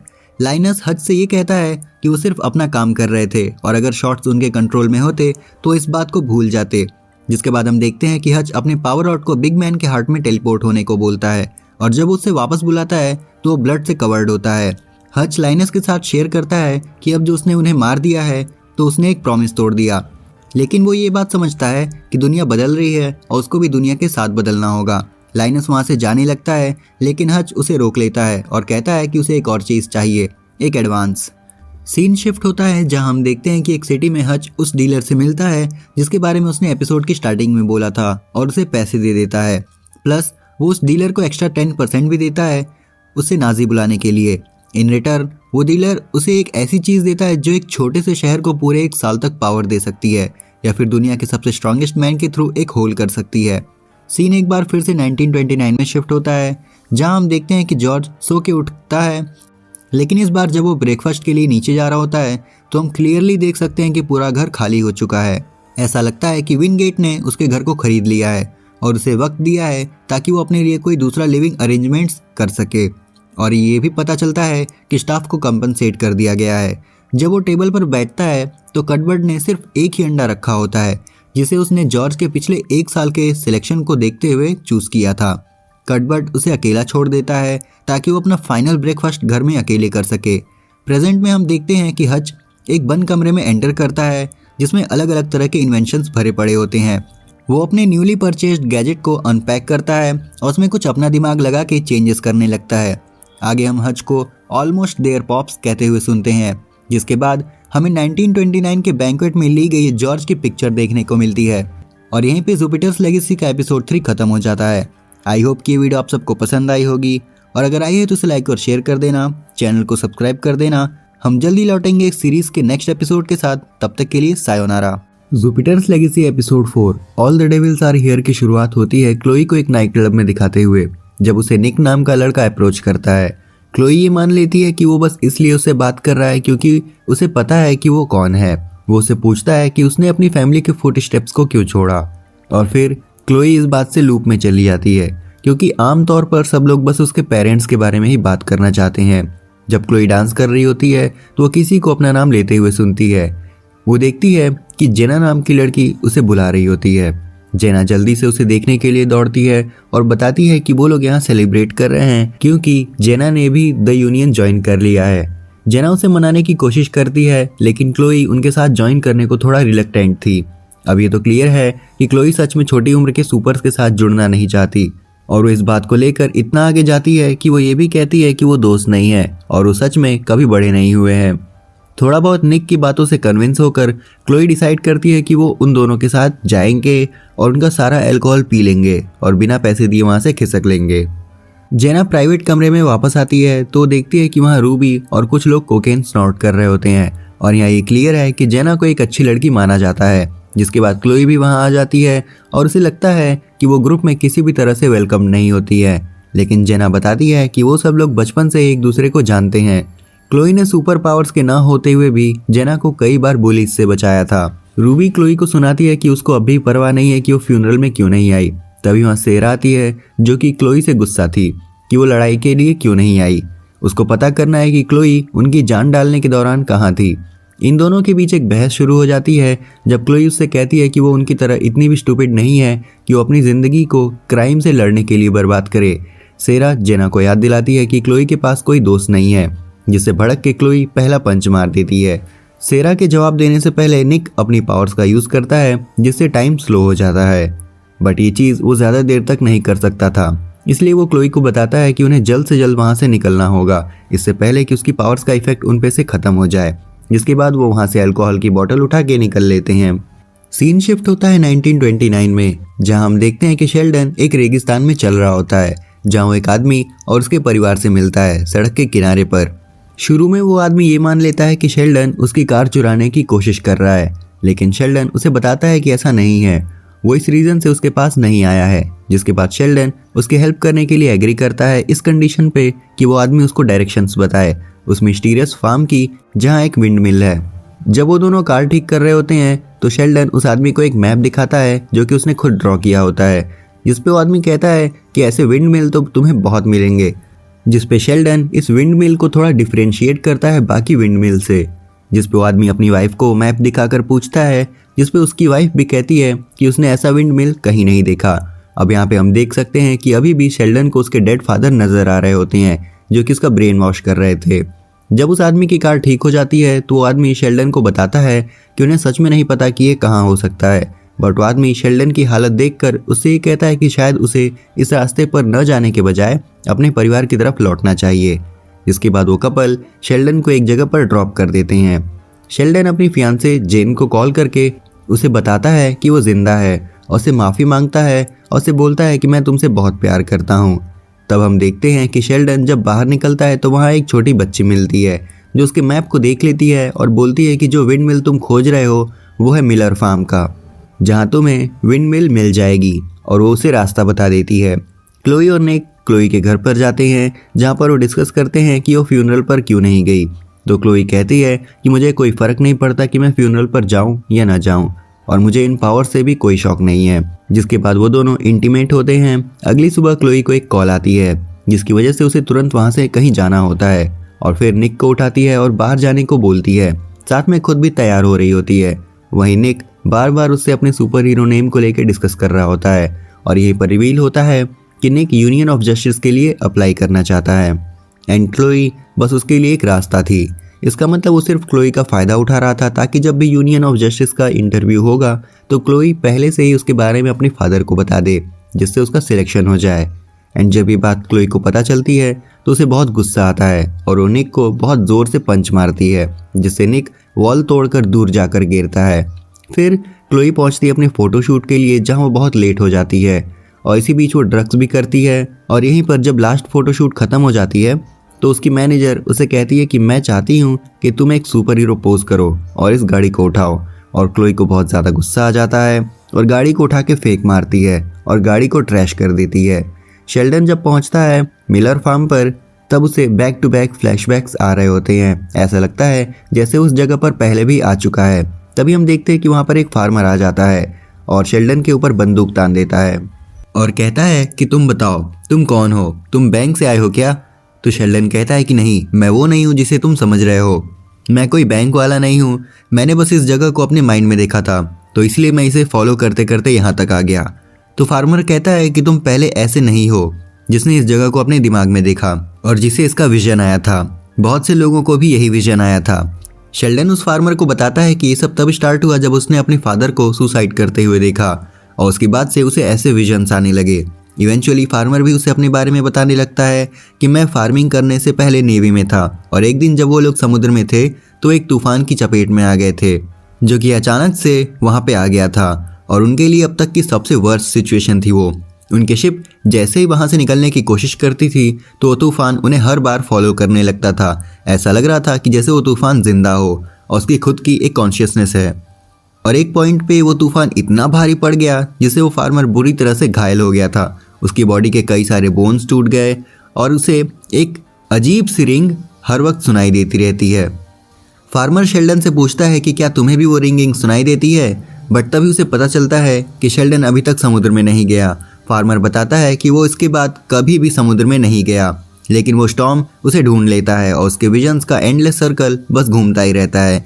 जैसे जैसे फार्मर बात करता है वैसे वैसे शेल्डन का रिएक्शन वर्स होते जा रहे थे, including seeing his dead father taunting him. तभी फार्मर को रियलाइज होता है कि शेल्डन किसी को देख रहा होता है और वो शेल्डन से पूछता है कि क्या वो तुमसे क्लोज थे। फार्मर शेल्डन को वार्न करता है वो हमेशा क्लोज ही होती हैं और बताता है कि वो जो भी हैं उनकी बात मत सुनना क्योंकि वो तुमसे झूठ बोल रहे हैं। और इसके बाद वो फार्मर खुद को गोली मार लेता है। फार्मर की डेड बॉडी के नीचे शेल्डन को रियलाइज होता है कि ब्लड के फ्लो से फ्लोर में एक हिडन डोर दिखाई दे रहा है और जब वो उसे ओपन करता है तो उसे नीचे एक बेसमेंट दिखाई देता है। इसके बाद हम देखते हैं कि क्लोई की हरकतों की वजह से जितने भी एंडोर्समेंट थी वो उससे अपनी ब्रांडिंग वापस लेते जा रहे होते हैं। क्लोई को उसके एजेंट ने भी ड्रॉप कर दिया था उसकी बदतमीजी की वजह से, जिससे क्लोई और भी ज़्यादा गुस्सा हो जाती है। जैसे कि हमने पिछले एपिसोड में देखा था जब क्लोई का एनकाउंटर हुआ था हच और उसकी गैंग के साथ, तो उसका बैग ले लिया था जिसमें कुछ इंपॉर्टेंट था। क्लोई घर पर जाती है, उसे निकालती है, उसमें जो कुछ भी होता है उसे स्नॉर्ट करती है एंड सडनली वो पागलों की तरह हंसने लगती है। फिर वो अपनी दोस्त केटलिन को कॉल करती है और बोलती है कि मेरे घर पर जल्दी आ जाओ। क्लोई फिर एक पार्टी ऑर्गेनाइज करती है जिसमें उनके सारे दोस्त भी आए होते हैं। तभी उसके लैंडलॉर्ड आ जाता है और कहता है कि मैं तुम्हें नोटिस दे रहा हूँ, ये घर खाली कर दो और अपने दोस्तों को तुरंत यहाँ से लेके निकल जाओ। तभी हम देखते हैं कि क्लोई का लैंडलॉर्ड उसके घर की वॉल में जो होल था जिसे उसने निक को पंच मार के किया था उस होल को लेकर कंप्लेन कर रहा होता है, जिसे केटलिन रिपेयर करती अपने पावर्स के थ्रू। सीन फिर से शिफ्ट होता है 1929 में, जहाँ शेल्डन उस बेसमेंट को एक्सप्लोर कर रहा होता है जहाँ फार्मर की फैमिली की डेड बॉडीज को देखता है जो कि टेबल के अराउंड बैठी होती हैं और वहाँ की वॉल्स पे कुछ ड्राइंग्स होती हैं जो कि उसे उसकी ड्राइंग से मैच हो रही होती हैं। जिसके बाद वो एक वॉच देखता है जो कि सेम उसके फादर के वॉच जैसी होती है और उसे फार्मर की वॉइस सुनाई देती है जो किसी कोऑर्डिनेट्स जैसे नंबर्स को रीड कर रहा होता है। तभी शेल्डन टेबल के अराउंड कुछ लोगों के ग्रुप का विजन देखता है जिसमें शेल्डन के साथ उसका भाई वॉल्टर, जॉर्ज, ग्रेस, फिट्स के साथ में और 2 लोग होते हैं जिन्हें अभी तक इंट्रोड्यूस नहीं कराया गया है। अब यहाँ एक टाइम पे शेल्डन को देख के ऐसा लगता है कि उसे एक कंप्लीट मेंटल ब्रेकडाउन हो रहा है, बट तभी नेक्स्ट मोमेंट पे हम देखते हैं कि शेल्डन उस घर से निकलता है और वहीं उसे वॉल्टर दिखाई देता है। अब यहाँ पे शेल्डन एक डिफरेंट पर्सन के जैसे दिख रहा होता है और वॉल्टर से कहता है कि वो वापस घर जाने के लिए रेडी है। सीन प्रेजेंट में शिफ्ट होता है जहाँ हम देखते हैं कि जेना क्लोई के अपार्टमेंट में आती है, जहाँ जेना क्लोई को देखती है कि वो टॉयलेट में वॉमिटिंग कर रही होती है। जेना उसकी हेल्प करने की कोशिश करती है बट क्लोई उसकी हेल्प नहीं चाहती थी। अब यहाँ जेना बस उसकी हेल्प करना चाहती थी as one of her good friend, but Chloe उसे एक्यूज करती है कि वो बस लेडी लिबर्टी के जैसे बनना चाहती है। अब जेना इस कमेंट को ब्रश ऑफ करती है और क्लोई को कुछ खिलाने के लिए ले जाने की कोशिश करती है। क्लोई जानती है कि जेना उसे पसंद नहीं करती, बट वो सोचती है कि आखिर क्यों जेना उसकी हेल्प करना चाहती है। अब क्लोई से बहस करने के बजाय जेना वहाँ से जाने का डिसाइड करती है। जाने से पहले जेना क्लोई को रिमाइंड कराती है कि वो जो बन रही है उससे काफ़ी बेटर है, but Chloe believes otherwise. Chloe वापस अपने लिविंग रूम में आती है और अपनी मॉम को कॉल करने का डिसाइड करने की कोशिश करती है। हाउएवर वो उनसे बात करने और हेल्प मांगने के इंस्टेड अपना फ़ोन ब्रेक कर देती है, जिसके बाद क्लोई उस बैग में से बचा हुआ ड्रग्स निकालती है और उसे पूरा स्नॉट कर जाती है, इससे पहले कि वो उसे भी खो दे। आगे हम देखते हैं कि ड्रग्स के इफेक्ट से क्लोई को खुद के विजन्स आने लगते हैं और वो टीवी की तरफ बढ़ने की कोशिश करती है, बट इससे पहले कि क्लोई वहाँ तक पहुँच पाती वो ग्लास टेबल पर गिर जाती है। एंड में हम देखते हैं कि हच क्लोई के अपार्टमेंट में टेलीपोर्ट होता है और क्लोई को फ्लोर पे तड़पता हुआ पाता है और वहीं उसे वो ड्रग्स का बैग भी दिखता है जो कि खाली हो चुका था। और यहीं पे जुपिटर्स लेगेसी का एपिसोड 4 खत्म हो जाता है। आई होप कि ये वीडियो आप सबको पसंद आई होगी और अगर आई है तो इसे लाइक और शेयर कर देना, चैनल को सब्सक्राइब कर देना। हम जल्दी लौटेंगे इस सीरीज के नेक्स्ट एपिसोड के साथ, तब तक के लिए सायोनारा। जुपिटर्स लेगेसी का एपिसोड 5 शेल्डन और उनके थेरेपिस्ट के साथ शुरू होता है जिसमें उनका करंट सिचुएशन डिस्कस होता है। शेल्डन बताता है कि घर पर ग्रेस के साथ चीज़ें स्ट्रेसफुल हैं। क्लोई उसकी बातें सुन नहीं रही है और ब्रैंडन ने ब्लैक स्टार के क्लोन को मारा है और उसे लगता है कि उसने कुछ गलत नहीं किया। As a matter of fact देश के 78% लोग ब्रैंडन के डिसीजन से सहमत हैं। शेल्डन समझ नहीं पा रहा है कि 78% लोगों को क्यों ऐतराज़ है उस कोड के साथ जिसे शेल्डन ने अपनी पूरी ज़िंदगी तकलीफ से फॉलो किया है। उसके थेरेपिस्ट को मालूम है कि शेल्डन अपनी ज़िंदगी के सबसे इम्पॉर्टेंट लोगों के साथ उलझन में है, फिर भी उसे इस स्टैटिस्टिक्स पर क्यूरियोसिटी है। उसको ये पता करना है कि शेल्डन क्यों इस पर इतना फोकस कर रहा है।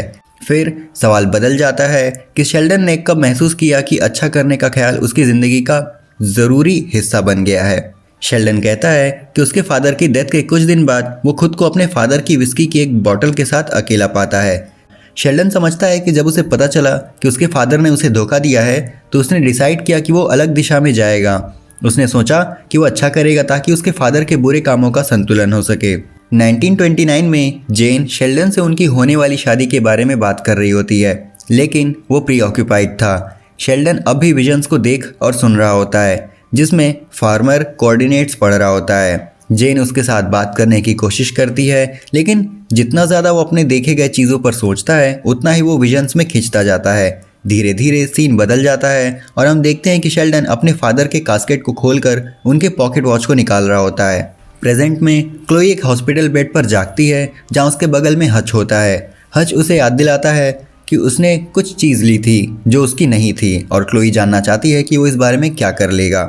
सैमसन फार्म पर शेल्डन हाथ से मक्खी से बचाने में मदद की थी और शेल्डन से पूछती है कि क्या वो उन पिक्चर्स को देखना पसंद करेगा। शेल्डन उनसे कहता है कि वो देखेगा, बट जब अपना काम पूरा कर लेगा तब। ग्रेस ब्रैंडन की मदद लेने को सजेस्ट करती है, लेकिन शेल्डन ने उसे ब्लैक स्टार की पोस्टमार्टम की देखभाल के लिए भेजा होता है। ग्रेस इस बात से खुश नहीं है कि शेल्डन ब्रैंडन को उसके किए पर फिर से सजा दे रहा है। उसे लगता है कि ब्रैंडन अब जानता है कि उसने गलत किया है और उसने शेल्डन को निराश किया है, लेकिन शेल्डन को अभी भी लगता है कि उसे और भी रिस्पॉन्सिबिलिटी एंड अकाउंटेबिलिटी सीखनी चाहिए। यूनियन हेडक्वार्टर्स में ब्रैंडन अपने अंकल वॉल्टर के साथ बातचीत कर रहा होता है while they wait for someone else to arrive. Brandon कहता है कि सब ठीक है, लेकिन वॉल्टर बताता है कि उसकी टोन से कुछ और ही लगता है। ब्रैंडन फिर ओपन होता है और बताता है कि वो उस लड़ाई को अपने दिमाग में बार बार रिपीट कर रहा है, रिप्ले कर रहा है, लेकिन हर बार वो लेस क्लियर होता जा रहा है। ब्रैंडन वॉल्टर से पूछता है कि अगर वो उसकी जगह होते तो क्या करते। वॉल्टर सीधा जवाब नहीं देता क्योंकि सच तो ये है कि उसके पास कोई जवाब नहीं है, लेकिन ब्रैंडन का फैसला ये बताता है कि वे अभी यहाँ हैं और कोई भी फैक्ट इसे बदल नहीं सकता। फाइनली बार्नबस वोल्फ अपने सारे एक्सेंट्रिक और एल्यूट्स के साथ पहुँचता है और इस इशारे से कहता है कि शायद वो और ग्रेस एक दूसरे के साथ होते अगर शेल्डन पहले नहीं आता तो। वॉल्टर उसे सीधा पॉइंट पे आने को कहता है और उसे एटॉप्सी रूम में ले जाता है जहाँ फिट्ज और पेट्रा इंतज़ार कर रहे होते हैं। फिट्ज समझाता है कि क्लोन का आर्मर ब्लैक स्टार से आइडेंटिकल है और ये आर्मरी के अंदर कुछ तो है, किसी तरह का एक पजल बॉल। बार्नबस इसे जांचता है और जब उसे खोलता है तो उसे एक पॉकेट वॉच मिलती है, लेकिन ये ऐसी ही कोई भी पॉकेट वॉच नहीं थी, बल्कि ये आइडेंटिकल थी जैसे कि शेल्डन और वॉल्टर के फादर के पास थी। सीन फिर से 1929 में शिफ्ट होता है जहां शेल्डन जॉर्ज को ढूंढता है ताकि वो उसे बताए कि फार्म हाउस और मैप के बारे में वो सही था। उसे लगता है कि उसने वहां जो कुछ भी देखा था वो सब कुछ एक पजल या टेस्ट का हिस्सा है। शेल्डन सच में मानता है कि ये सब कुछ किसी चीज़ की तरफ लीड कर रहा है जो कि दुनिया को बदल देगा। शेल्डन जॉर्ज से पूछता है कि क्या वो इस रास्ते में उसकी मदद करने के लिए तैयार है। तब जॉर्ज उसे याद दिलाता है कि वो दोस्त हैं और चाहे कुछ भी हो एंड ऑफ कोर्स वो उसकी मदद करेगा। प्रेजेंट में हम देखते हैं कि शेल्डन अपने थेरेपी अपॉइंटमेंट में है और अपने फादर की डेथ के रीअकरिंग ड्रीम्स के बारे में एक बार फिर से बात कर रहा होता है। हर बार वो उन्हें रोकने की कोशिश करता है, लेकिन वो कभी भी उन्हें नहीं रोक पाता। वो कभी भी इतना तेज़ नहीं होता। थेरेपिस्ट बताता है कि पेरेंट्स अपने बच्चों को अपनी मर्जी से छोड़ने का इरादा नहीं करता है as a last line of defence, लेकिन ये यूनियन के मेंबर्स के लिए अलग है जिनके लिए कोड को याद रखना ज़रूरी है, जो उसे याद रखने का एक तरीका है। शेल्डन को लगता है कि जैक उससे एक सेल्फ सेंटर्ड पर्सन कह रहा है, लेकिन ऐसा नहीं है। शेल्डन बस ये चाहता है कि उसके लव्ड वंस उसे याद रखें जब वो इस दुनिया को छोड़कर चला जाए। फार्म पर लौटकर शेल्डन अपने फादर के पुराने पॉकेट वॉच को बाहर निकालता है जिसे वॉल्टर ब्लैक स्टार के क्लोन में पाए गए पॉकेट वॉच से कंपेयर करता है। शेल्डन जानना चाहता है कि कोई कैसे एग्जैक्ट रिप्लिका बना सकता है जिस पे वॉल्टर उसे याद दिलाता है कि उन सभी के पास सुपर पावर्स हैं, तो यहाँ कुछ भी इम्पॉसिबल नहीं है। वहीं हम देखते हैं कि ग्रेस उस बॉल को लेकर ज़्यादा क्यूरियस होती है जिसमें वो पॉकेट वॉच मिली थी। वॉल्टर को पता है कि इस तरह की टेक्नोलॉजी केवल एक पर्सन से आ सकती है, जो कि है जॉर्ज। शेल्डन को नहीं पता है कि जॉर्ज उन सभी को अब क्यों मरवाना चाहता है इतने सालों बाद, और कुछ भी समझ नहीं आ रहा है। वॉल्टर उन्हें याद दिलाता है कि जॉर्ज हमेशा पजल्स से उतना ही प्यार करता था जितना कि वॉल्टर का मजाक बनाने से। उसका कहना है कि जॉर्ज को लगता होगा कि उसे ही सच में पता है कि क्या हो रहा है। ग्रेस नहीं मानती कि वो कभी भी इसका जवाब पाएंगे क्योंकि वो उसे ढूंढ ही नहीं सकते। लेकिन शेल्डन को एक पर्सन का पता है जो उनकी मदद कर सकता है। देश के दूसरे पार्ट में हच एक बैक एली डील कर रहा होता है, तभी शेल्डन वहाँ आ जाता है। हच खुद को लोवा में टेलीपोर्ट करता है, लेकिन शेल्डन उसे ऑलमोस्ट इंस्टेंटली ढूंढ लेता है। शेल्डन पावर रॉड उठाता है और चाहे हच कितनी बार भी उसे रिकॉल करने की कोशिश कर ले, वो उसे शेल्डन के हाथ से नहीं निकाल पाता। शेल्डन बस हच से उसके फादर के बारे में जानना चाहता था और बात करना चाहता था, और पावर रॉड को उसे वापस कर देता है। एपिसोड फिर से हमें 1929 में ले जाता है, जब शेल्डन और जॉर्ज यूनाइटेड फ्रंट में पहुंचते हैं ग्रेस से मिलने के लिए। वो अभी लेट गो होने की प्रोसेस में होती है, अब क्योंकि उसे ऐसा लगता है कि वो एक जर्नलिस्ट इन स्कर्ट है। इस वजह से उसको लगता है कि शेल्डन उस पर केस करने आया है, लेकिन असल में उसके पास उसके लिए एक मौका होता है। ग्रेस का ध्यान पाने के बाद शेल्डन बताता है कि उसकी जर्नी पर होने वाली हर घटना को लिखने के लिए उसके लिए एक काम है। ग्रेस जानना चाहती थी कि वो कहाँ जा रहे हैं, लेकिन शेल्डन के पास कोई जवाब नहीं होता है। जॉर्ज उसकी मदद करने आता है और कहता है कि ये इम्पॉर्टेंट नहीं है, ये उसका सबसे अच्छा मौका है कि वो उनके साथ जुड़ जाए और इस अपॉर्चुनिटी का यूज़ करे जिससे उसे scoop of a lifetime मिल सके। ये बहुत अपीलिंग लगता है, लेकिन वो ये जानना चाहती थी कि वो ही क्यों। शेल्डन ऑलमोस्ट स्लिप कर देता है अपने बेसमेंट में उसे देखने और अपने विजन्स के बारे में, लेकिन जॉर्ज बीच में आता है और कहता है कि ये इसलिए है क्योंकि शेल्डन के पास एक बेटर फ्यूचर के लिए आइडिया है और वो उसका हिस्सा है। प्रेजेंट में हम देखते हैं कि ग्रेस द यूनियन के हेडक्वार्टर्स को विजिट करती है और ब्रैंडन को एक सैंडविच देती है। अब असल में जो उसे पता करना था वो ये है कि ब्रैंडन वहाँ अब तक क्यों रुका हुआ है। ब्रैंडन उनसे बताता है कि वो बार बार यही सोच रहा है कि ऑटोप्सी टेबल पर क्लोन की बॉडी के इंस्टेड वॉल्टर, डैड या फिर आप हो सकती थी।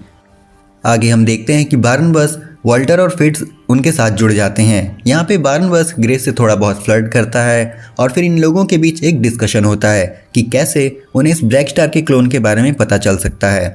अब यहाँ पर ये डिसाइड होता है कि बार्नबस के पावर्स की हेल्प से वो लोग ब्लैक स्टार का ब्रेन फिर से क्रिएट करेंगे, जो कि ब्रैंडन ने पूरी तरह से उड़ा दिया था, और फिर वॉल्टर अपनी पावर्स का यूज़ करके उसके ब्रेन में घुसेगा और जो भी ज़रूरी इन्फॉर्मेशन है वो निकालेगा।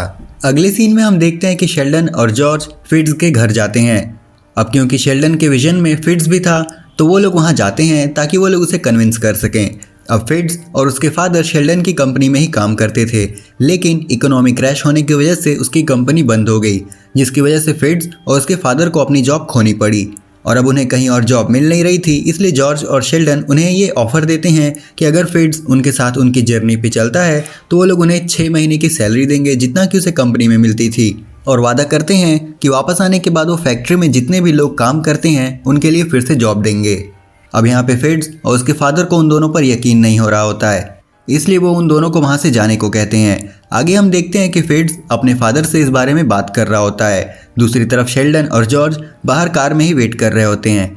अपने फादर के द्वारा कन्विंस होने पर फिट्स उनके पास जाता है और कहता है कि वो उनका ऑफर एक्सेप्ट करता है, लेकिन उन्हें उसकी सैलरी का पूरा अमाउंट एडवांस में देना होगा एज अ सिक्योरिटी। इसके बाद बारी थी वॉल्टर की। अब यहाँ पे हम देखते हैं कि वॉल्टर शेल्डन पर नाराज था क्योंकि वॉल्टर यहाँ पर बोर्ड के साथ मीटिंग कर रहा होता है जहाँ पर शेल्डन को होना था, लेकिन शेल्डन के ना होने की वजह से वोट की कमी हो गई, जिस वजह से बोर्ड ने ये डिसाइड किया कि वो उनकी कंपनी को पूरी तरह से बंद कर देंगे। यहाँ पर शेल्डन बताता है कि उसके लिए क्या ज़रूरी है, ये कंपनी उसके लिए मैटर नहीं करती, लेकिन वॉल्टर यहाँ पर फर्म रहता है और कहता है कि उसके लिए मैटर करती थी, और फिर वॉल्टर शेल्डन के साथ जाने के लिए मना कर देता है। अगले सीन में हम देखते हैं कि जॉर्ज वॉल्टर से मिलने के लिए आता है। अब यहाँ पे वॉल्टर जॉर्ज से कहता है कि वो शेल्डन को बिना मतलब ही बढ़ावा दे रहा है, जिस पे जॉर्ज कहता है कि शेल्डन को ठीक होने के लिए इस ट्रिप पे जाना ज़रूरी है और इस चीज़ में हम सबको उसकी हेल्प करनी चाहिए। अगले सीन में हम देखते हैं कि जेन और शेल्डन आपस में बात कर रहे होते हैं। यहाँ पर शेल्डन जेन से कहता है कि वो भी उसके साथ उसकी ट्रिप पर चले, लेकिन जब जेन शेल्डन से पूछती है कि क्या उसकी इमेजिनेशन में कभी वो दिखी थी, तो शेल्डन इनकार करता है, जिसके बाद जेन अपनी इंगेजमेंट रिंग उतार कर वहीं रख देती है और वहाँ से चली जाती है। अगले सीन में हम देखते हैं कि हच और क्लोई इंटीमेट हो रहे होते हैं, जिसके बाद हच क्लोई को बताता है कि उसके फादर उससे मिलने आए थे। अब यहाँ पर क्लोई भड़क रही होती है कि शायद हच भी बाकियों की तरह ही है, लेकिन यहाँ पर हच बताता है कि शेल्डन उससे मिलने आए थे ताकि वो उसके फादर यानी जॉर्ज के बारे में बात कर सकें, जिस पे क्लोई पूछती है कि तुमने उन्हें क्या बताया। तो हच कहता है कि मैंने सब कुछ सच बताया, और वो ये भी कहता है कि शायद तुम्हारे फादर को ये पता भी नहीं है कि तुम मेरे साथ हो और हमारे बीच कुछ चल रहा है। फिर हच ये भी बताता है कि वो उसके फादर से ज़रा भी नहीं डरता, जिससे क्लोई थोड़ा इम्प्रेस हो जाती है। सीन शिफ्ट होता है और हम देखते हैं कि शेल्डन अपने थेरेपिस्ट जैक से बातें कर रहा होता है, जहाँ पे जैक बताता है कि शायद शेल्डन को लगता है कि अगर वो अच्छा करेगा तो उसके साथ भी अच्छा होगा, लेकिन दुनिया ऐसे नहीं चलती। शेल्डन को लगता है कि दुनिया में दो तरह की चीज़ें हैं, ब्लैक एंड वाइट, यानी कि अच्छा और बुरा, बट रियल लाइफ में कुछ ग्रे चीज़ें भी होती हैं जिन्हें वो नहीं समझ रहा होता है। दरवाजे पर एक खटखटाहट होती है जो जैक को बताता है कि उनका सेशन ख़त्म हो गया है। शेल्डन उनका शुक्रिया अदा करता है और ये भी कहता है कि जैक ही वो इंसान है जिसे वो सच में समझ सकता है। एपिसोड के अंतिम लम्हों में हमें पता चलता है कि जैक असल में एक क्रिमिनल जीनियस है जो 20 साल पहले शेल्डन को मारने की कोशिश में पकड़ा गया था और तब से वो सुपरमैक्स जेल में कैद है। आई होप कि ये वीडियो आप सबको पसंद आई होगी, और अगर आई है तो इसे लाइक और शेयर कर देना, चैनल को सब्सक्राइब कर देना। हम जल्दी लौटेंगे इस सीरीज़ के नेक्स्ट एपिसोड के साथ, तब तक के लिए सायोनारा। जुपिटर्स लेगेसी का एपिसोड 6 शुरू होता है जब शेल्डन और ग्रेस कुछ अकेला समय बिताने की कोशिश कर रहे होते हैं, लेकिन बिना किसी सरप्राइज के ड्यूटी उन्हें बुलाती है और शेल्डन को किसी तरह से धरती पर गिरते हुए कॉमेट को रोकने के लिए निकलना पड़ता है। ग्रेस एक यादों का डिब्बा निकालती है जिसमें सालों से रखे हुए कई सारे आर्टिकल्स और पिक्चर्स होते हैं। फिर हम 1929 में चले जाते हैं। शेल्डन और उसकी टीम को देखते हैं जो कि कोऑर्डिनेट्स तक जाने के लिए एक शिप सिक्योर कर रहे होते हैं। पहले तो कैप्टन बोर्जेस उनकी मदद करने से इनकार कर देते हैं क्योंकि उस एरिया में बोट्स अटलांटिक में डूब गई हैं। खैर, पैसों से भरा एक बैग भी उन्हें राज़ी नहीं कर पाता। जॉर्ज शेल्डन को दूसरा व्यक्ति ढूंढने के लिए समझा रहा होता है, बट शेल्डन के अकॉर्डिंग ये काम सिर्फ वही कर सकता है। बोर्जेस को अपने विजन के बारे में बताने के बजाय शेल्डन ये कह देता है कि उसने सुना था कि बोर्जेस सबसे अच्छा कैप्टन है। बोर्जेस वहाँ से जाने की कोशिश करता है लेकिन शेल्डन उसे जाने नहीं देता। इससे एक और बड़ा झगड़ा शुरू हो जाता है जिसमें दोनों तरफ से बंदूक निकाल दी जाती है। जब लगता है कि वो सब कुछ और भी खराब हो सकता है तब वॉल्टर एक बड़ी रकम टेबल पर गिराता है, जिसके बाद उन्हें कैप्टन का ध्यान मिल गया और उसने उनकी मदद करने का फैसला किया। ग्रुप के मेंबर्स थोड़ा वक्त बिताने के लिए मोरक्को में अलग अलग हो जाते हैं और इस दौरान ग्रेस बोर्जेस की कही हुई बातों के बारे में और जानने का ट्राई करती है। वो फिट से मिलती है और उसे ये जानकारी देती है। वो HP लवरक्राफ्ट के novel the great old ones की तरफ इशारा करता है, जैसे कि शायद उनका इससे कुछ लेना देना हो। दोनों एग्री करते हैं कि अगर उनमें से कोई भी कुछ उल्टा फुल्टा चीज़ देखे तो वो तैर कर किनारे की तरफ लौटेंगे। ग्रुप जब पहुंचता है और देखता है कि उनकी हाल ही में किराए पर ली गई शिप बिखर रही है, लेकिन शेल्डन अब भी आगे बढ़ना चाहता है। जब वॉल्टर उससे उसकी क्रू के लास्ट मेंबर के बारे में पूछता है तो शेल्डन बस मान लेता है कि वो शिप में ही होगा। शिप में उन्हें पता चलता है कि कुछ लोग किसी कारण से पीछे ही रुक गए हैं और उन्हें अपने तमाम हथियार सौंपने होंगे। शेल्डन बिल्कुल श्योर नहीं होता कि ये बेस्ट आइडिया है या नहीं, लेकिन इवेंचुअली उसे इस बात से भी एग्री होना पड़ता है, अदरवाइज वो शिप और कैप्टन दोनों को खो देते। प्रेजेंट में ब्रैंडन रूबी के साथ बात कर रहा होता है, ये देखने के लिए कि फील्ड में सब कैसे चल रहा है। ग्रेस उन्हें देखने के लिए बाहर आती है और रूबी के जाने के बाद ब्रैंडन बताता है कि ब्लैक स्टार इंसिडेंट के बाद फील्ड का माहौल थोड़ा टेंशन भरा है। ग्रेस उससे कहती है कि इसमें थोड़ा समय लगेगा सब कुछ ठंडा होने में, और सिर्फ यही एक दुख नहीं है ब्रैंडन का, वो अब भी फार्म पर ग्राउंडेड है और मदद नहीं कर सकता। उसे मालूम है कि उसे एग्जाम्पल बनाया गया है, लेकिन इसका क्या फ़ायदा जब कोई उसे नहीं देखता। ग्रेस उसे याद दिलाती है कि वो ऐसा करते हैं क्योंकि ये सही चीज़ है।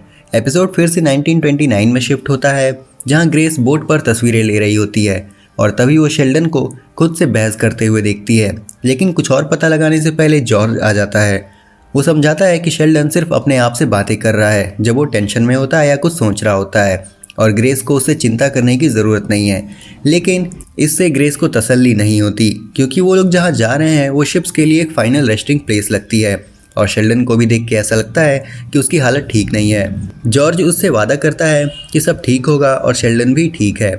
प्रेजेंट में ग्रेस एक जगह पहुंचती है जहां जेना एक यंगर सुपर को किसी को मारने से रोकने की कोशिश कर रही थी। वो गुस्से में है क्योंकि उनका दोस्त बच नहीं सका, लेकिन वो विलन को जिंदा छोड़ देते हैं। और दूसरा भाग जाता है। ग्रेस उन्हें याद दिलाती है कि वो उनसे बेहतर हैं। जे समझ जाता है, लेकिन अब उन्हें फील्ड में मार दिए जाने का डर है। चीज़ें बदल गई हैं और ऐसा लगता है कि यंगर सुपर्स इस वजह से सफ़र कर रहे हैं। 1929 में ग्रेस फिड से मिलती है, जो शेल्डन के कमरे के बाहर सुन रहा है। वो बताता है कि शेल्डन अकेले कमरे में गया था। बाद में वो वॉल्टर से मिलते हैं ये जानने के लिए कि क्या हो रहा है। वॉल्टर कहता है कि शेल्डन ठीक है, लेकिन ग्रेस उस पर भरोसा नहीं करती। वो बीच समुंदर में है और जो मैन इंचार्ज है वो अपना कंट्रोल खोता जा रहा है। Right as things get heated, उन्हें एक तेज़ चीख सुनाई देती है और बोट रुक जाती है। प्रेजेंट में ग्रेस सुपरमैक्स में रुकती है जेना से बात करने के लिए। जेना जे के बिहेवियर के लिए माफ़ी मांगती है और ग्रेस को बताती है कि बाहर की कंडीशन बहुत ख़राब हो रही है। ग्रेस उससे पूछती है कि उसके टीम के सब लोग कोड के बारे में क्या सोचते हैं, क्या वो जे की तरह ही महसूस करते हैं। जेना को लगता है कि हाँ, लेकिन वो पूरी तरह से श्योर नहीं है। ग्रेस को पता है कि अब सब कुछ इतना सिंपल नहीं है और जेना यही मानती है कि कोड के पक्ष में रहना और भी ज़रूरी हो गया है। ये ग्रेस को याद दिलाता है कि क्लोई भी बचपन में ऐसा ही कुछ कहती थी। ये पूछने से पहले ही फिट्स ने उसे सिग्नल भेजा कि उसे उसकी ज़रूरत है। हम फिर से 1929 में आते हैं, जहाँ शेल्डन और उसकी टीम कैप्टन बोजेस के साथ बात कर रहे होते हैं। बिल्ज पंप काम करना बंद कर दिया है और शिप में पानी भर रहा होता है और इंजीनियर शोर पर ही रुक गया था। इससे और ज़्यादा झगड़ा हो जाता है, जिससे शेल्डन गुस्से में आता है और कैप्टन पर चिल्लाता है। वो सोचता है कि ये सब इसने जानबूझकर किया है। एक पूरी लड़ाई होने से पहले फिट्स आकर पूछता है कि पंप कहाँ मिलेगा ताकि उसे ठीक करने में मदद हो सके। फिट्स ने 2 आदमियों को पाया जो पंप को चलाने की कोशिश कर रहे होते हैं। एक आदमी फिट्स के सजेशन की परवाह नहीं करता और उसे मॉक भी करता है। फिट्स उसे जवाब देता है कि वो बस उसके सजेशन को ट्राई करे, अगर उसके पास कोई बेहतर आइडिया नहीं है तो। ऐसा लग रहा था कि दोनों एक दूसरे से लड़ने को तैयार हैं, लेकिन फिर वो आदमी डिटर्जेंट लाने चला जाता है जो फिट्स को सच में चाहिए था। प्रेजेंट में Chloe and Hutch are about to have their own intimate moment, but Hutch एक सेकंड के लिए दूर जाता है। क्लोई को रियलाइज़ होता है कि उसकी माँ विंडो के बाहर उसकी जांच कर रही है, क्योंकि वो अपने फ़ोन का जवाब नहीं दे रही थी। ग्रेस जानना चाहती है कि क्लोई ने उस हॉस्पिटल में होने के बारे में क्यों नहीं बताया और क्या इसका हच से कुछ लेना देना है। क्लोई उसे याद दिलाती है कि हच अपने फादर की तरह नहीं है, बिल्कुल वैसे ही जैसे वो अपने फादर की तरह नहीं है। ग्रेस समझती है कि क्लोई एक एडल्ट है और अपने खुद के डिसीजंस ले सकती है। वो आगे बढ़ने की कोशिश करती है, लेकिन क्लोई को पता है कि वो उसे एक और लेक्चर देने वाली हैं कि कैसे हर चीज़ जो क्लोई करती है वो फैमिली और यूनियन को कैसे अफेक्ट करती है, और वो सब कुछ जो कि उसके फादर ने उसे बचपन में सिखाया था। क्लोई अपनी मॉम से पूछती है कि क्या उसके पास कभी अपने थॉट्स होते हैं या वो हमेशा शेल्डन की तरह ही रुकावट डाल के बात करती है। ग्रेस उससे कहती है कि ये कहना गलत है, वही चीज़ जो शेल्डन ने क्लोई से उसके लास्ट कन्वर्सेशन में कही थी। क्लोई को रियलाइज़ होता है कि हच जल्द ही रूम में वापस आ रहा है, जिस पे वो ग्रेस से जाने को कहती है। एपिसोड फिर से 1929 में फिट्स के पास शिफ्ट होता है। दूसरा आदमी हैरत से देखता है कि फिट्स ने वेलबैक से ऐसे क्यों बात की, और उससे भी सरप्राइजिंग ये था कि डिटर्जेंट की बात सिर्फ उससे दूर करने के लिए नहीं थी। फिट्स बताता है कि वो बहुत सी किताबें पढ़ता है जिससे उसे अमेरिका के बाहर की ज़िंदगी का एक्सपीरियंस हो। फिट्स को पता है कि उसे भी उनके साथ शिप पर यहाँ रुकने का चांस मिला है और ये उस अमेरिका को पीछे छोड़ने का मौका है जो कि उसे उसकी स्किन के कलर की वजह से जज करता है। लेकिन उसे पता है कि बदलाव लाने का एकमात्र तरीका यही है कि वो वापस लौट कर आए और खुद अपने हाथों से ये सब करे। प्रेजेंट में फिट्स और ग्रेस अभी हाल की घटना के बारे में बात कर रहे होते हैं। उन्हें पता है कि विलन्स ब्लैक स्टार इंसिडेंट को एक फ्लैश पॉइंट के रूप में यूज़ कर रहे हैं। ग्रेस को लगता है कि यंगर सुपर्स कहीं हद से ज़्यादा ना चले जाएं, लेकिन फिट्स को लगता है कि शायद यही करना पड़ेगा। दुनिया बदल रही है और उन्हें उनके साथ बदलना होगा। 1929 में हम देखते हैं कि जैसे ही ग्रेस शेल्डन के कमरे में छुप के जाती है तो उसे उसके कुछ लिखे गए नोट्स और उसके फादर की एक ड्राइंग मिलती है। शेल्डन और वॉल्टर आ जाते हैं और उसे स्नूपिंग के रूप में फंसा देते हैं। वॉल्टर उन पिक्चर्स और उनके फादर की पॉकेट वॉच को देखता है और शेल्डन से सब कुछ बताने को कहता है जो भी उसके साथ हो रहा है। उनकी लड़ाई को क्रू मेंबर्स रोक लेते हैं और जॉर्ज उन्हें बताता है कि डेक पे कुछ तो हो रहा है। सब लोग तेज़ी से ऊपर भागते हैं जहां वो देखते हैं कि क्रू मेंबर्स किसी को पानी से निकाल रहे हैं।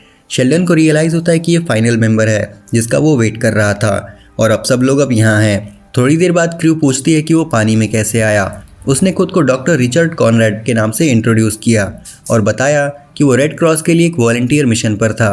रिचर्ड बताता है कि उनकी शिप को एक तूफान ने हिट किया था। जब वो अपनी कहानी सुनाता है तो शेल्डन को रियलाइज होता है कि ये कहानी वैसी ही है जैसे कि उसने उस फार्मर से सुनी थी।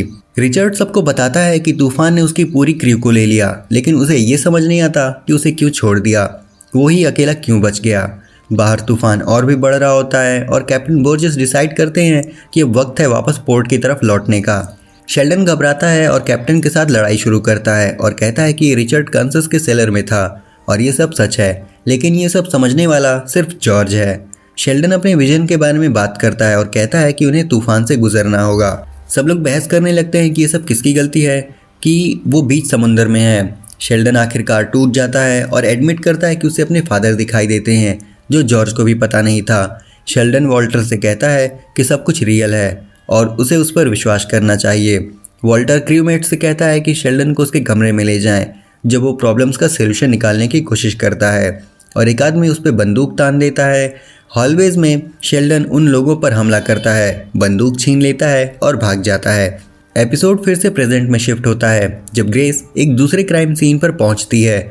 वहां एक पुलिस ऑफिसर उसे बताता है कि जेना अंदर है, जो कि ब्लैक स्टार के एक सहायक को अकेले ही पकड़ने का ट्राई कर रही है। ग्रेस उसके पीछे जाती है और जब वो शांत रहने की कोशिश कर रही होती है तो हमें चीखने की आवाज़ सुनाई देती है, जिसमें जेना के साथ किसी और की भी आवाज़ थी। इवेंचुअली वो जेना से मिलती है, जो कि बहुत बुरी तरह से घायल थी। जेना ग्रेस की गोद में अपनी लास्ट ब्रेथ ले रही होती है और बताती है कि ये सब बैरियन ने किया है। ये भी कहती है कि उसने उसे नहीं मारा, उसने कोड नहीं तोड़ा। ग्रेस ने जेना को पीछे छोड़ दिया और बैरियन को ढूंढने के लिए आगे बढ़ती है। वो ग्रेस पे काफ़ी सारे सरप्राइज अटैक भी करता है, लेकिन ग्रेस ने खुद को संभाल लिया और उसे एक अच्छी पिटाई दी। इन दी एंड ग्रेस उसे ढेर कर देती है और अपना सारा गुस्सा उस पर निकाल देती है। एक फाइनल पंच के साथ हम देखते हैं कि खून उसके चेहरे पे और सूट पर आ जाता है। थोड़ी देर बाद वो बिल्डिंग से निकल के चली जाती है। घर पर ग्रेस अपने आप को साफ कर रही होती है जब शेल्डन आता है। उसने माफ़ी मांगी कि कॉमेट के साथ डील करने में इतना समय लग गया। ग्रेस उससे पूछती है कि सब कुछ ठीक है, तो शेल्डन कहता है कि ऐसी चीज़ें अब पहले जितनी आसान नहीं रही। ग्रेस सजेस्ट करती है कि अगली बार से वो ब्रैंडन को भी साथ ले जाए। शेल्डन ने ग्रेस के दिन के बारे में पूछा और उसने क्लोई से मिलने की बात की, लेकिन उसने ये नहीं बताया कि वो हज के साथ है या हॉस्पिटल में भी थी। उसने शेल्डन से बताया कि वो पेट्रोल के दौरान जेना से मिली थी और अब जेना मर चुकी है। 1929 में हम देखते हैं कि शिप स्टॉर्म में फंसती जा रही है। शेल्डन ऊपर के डेक पर पहुंच जाता है और हेल्म्समैन को धमकी देता है कि अगर वो शिप को घुमाने की कोशिश करेगा तो उसे गोली मार देगा। बाकी लोग भी ऊपर आते हैं और शेल्डन से कहते हैं कि वो बंदूक नीचे कर दे। इस समय शेल्डन अपने फादर को फिर से देखता है, जो उसे छेड़ रहे होते हैं, टॉन्ट मार रहे होते हैं और थोड़ा ट्रॉमेटाइज करते हैं। वो उससे ये कह रहे होते हैं कि ये लोग बस उसे गिरते हुए देखना चाहते हैं। ग्रेस फाइनली शेल्डन और बोर्जेस के बीच में आती है। उसने उससे बताया कि ये फ़र्क नहीं पड़ता कि जो वो देखता है या सुनता है वो रियल है या फेक है, क्योंकि उसके लिए तो ये रियल है। उसने उसे बताया कि वो जानते हैं कि वो जिस दिशा में जा रहे हैं वो सिर्फ नीचे की तरफ का एक रास्ता है। इन दी एंड उसने शेल्डन को बंदूक गिराने के लिए मना लिया। जब वो ये करता है तब शिप स्टॉर्म से बाहर निकलती है और एक रिंग सुनाई देती है जो कि तेज़ होती जा रही थी और तब रुकती है जब वो पॉकेट वॉच टूट जाती है। एंड में हम देखते हैं कि वो लोग उस मिस्टीरियस आइलैंड को अपने सामने देखते हैं और यहीं पे जुपिटर्स लेगेसी का एपिसोड 6 खत्म हो जाता है। आई होप कि ये वीडियो आप सबको पसंद आई होगी और अगर आई है तो इसे लाइक और शेयर कर देना, चैनल को सब्सक्राइब कर देना। हम जल्दी लौटेंगे इस सीरीज़ के नेक्स्ट एपिसोड के साथ, तब तक के लिए सायोनारा। जुपिटर्स लेगेसी का episode 7 Walter, Sheldon, grace, Fitz और पेट्रा के साथ शुरू होता है जब वो डिस्कस कर रहे थे कि ब्लैक स्टार के क्लोन के ब्रेन में जाना वॉल्टर के लिए कितना खतरनाक है। वॉल्टर रेडी है इस डेंजर के लिए अगर इससे कुछ भी मालूम हो सके कि स्काई फॉक्स ने इस क्लोन को क्यों बनाया। बट तभी ग्रेस सजेस्ट करती है कि उन्हें राइको से कांटेक्ट करना चाहिए, जो कि एक कॉन्ट्रैक्ट किलर है। एंड ऑफ कोर्स इससे शेल्डन को गुस्सा आ जाता है, लेकिन ग्रेस जानती है कि उनको उसकी ज़रूरत है। बात खत्म। हम देखते हैं कि टोक्यो में राइको एक मिशन पर है किसी माफिया मेंबर को निपटाने के लिए। तभी वॉल्टर उसके माइंड में एंटर करता है। इससे असली दुनिया में फ्रीज हो जाती है वो, बट वो दोनों मेंटल वर्ल्ड में बात करते हैं। वो उससे मदद करने को कहता है, लेकिन राइको की एक कीमत है $1 मिलियन हर दिन प्लस एक्स्ट्रा खर्चे, तभी वो अपने फादर के मिशन में हेल्प करेगी। यस, राइको वॉल्टर की बेटी है।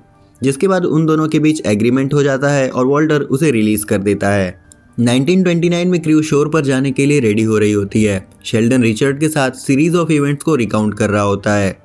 रिचर्ड को शेल्डन के आइडियाज समझने में थोड़ी प्रॉब्लम्स हो रही थी, बट वो उसे बचाने के लिए शुक्रिया अदा करते हुए शेल्डन के साथ जाने को एग्री हो जाता है। शेल्डन उसे एक स्पीच देता है कि Richard must be a man who likes to make a difference since he was on a volunteer trip with the Red Cross. जब वो शिप डूबी तो रिचर्ड ने अपना सब कुछ खो दिया, लेकिन लॉस के साथ एक गिफ्ट भी होता है और वो ये है कि अब उनके पास खोने को कुछ भी नहीं है। डेक पर शेल्डन कैप्टन बोर्जेस को कहता है कि वो और उसके लोग शिप पर ही रहें और हम लोग जल्दी लौटेंगे। बोर्जेस उन्हें 3 दिन का समय देता है शिप पे लौटने के लिए, अदरवाइज वो उन्हें छोड़ के चले जाएंगे और उनके साइड आर्म्स भी दे देता है। रिचर्ड डेक पर आता है और एक्सपीडिशन में शामिल होने का इरादा करता है, लेकिन उसने शेल्डन को अवर्ट किया कि उनके पास खोने को एक चीज़ है जो कि उनकी ज़िंदगी है और वो बहुत इंपॉर्टेंट है। शेल्डन और रिचर्ड ग्रेस, वॉल्टर, फिट्ज और जॉर्ज के साथ नीचे उतरते हैं और उस मिस्टीरियस आइलैंड की तरफ बढ़ते हैं। प्रेजेंट में क्लोई और ब्रेंडन जेना की डेथ की कवरेज देख रहे होते हैं। क्लोई बताती है कि उसने उसे आखिरी बार जब देखा था तब बात ठीक नहीं थी और वो अच्छी कंडीशन में नहीं थी। ब्रेंडन खुद को उसकी डेथ के लिए ब्लेम करता है।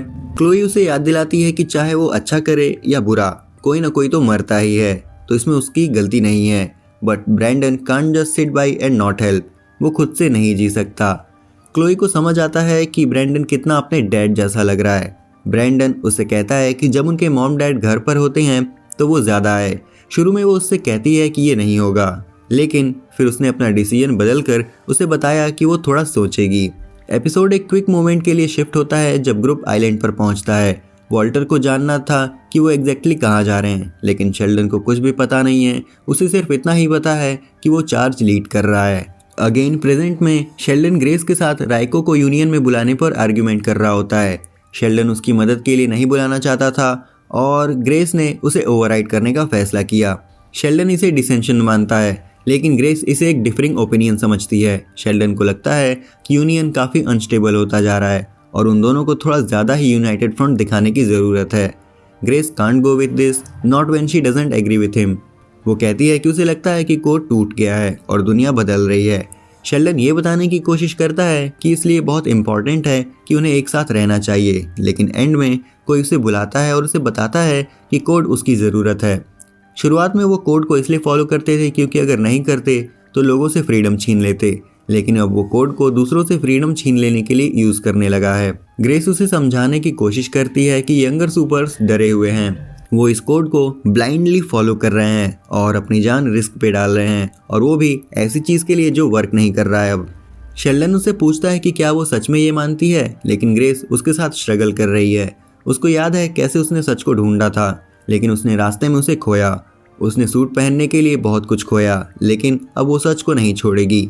शेल्डन अभी भी नहीं जानता कि उसे क्या करना चाहिए, लेकिन ग्रेस को बस यही चाहिए कि वो उसे सुने और सच में समझे लोग क्या कह रहे हैं।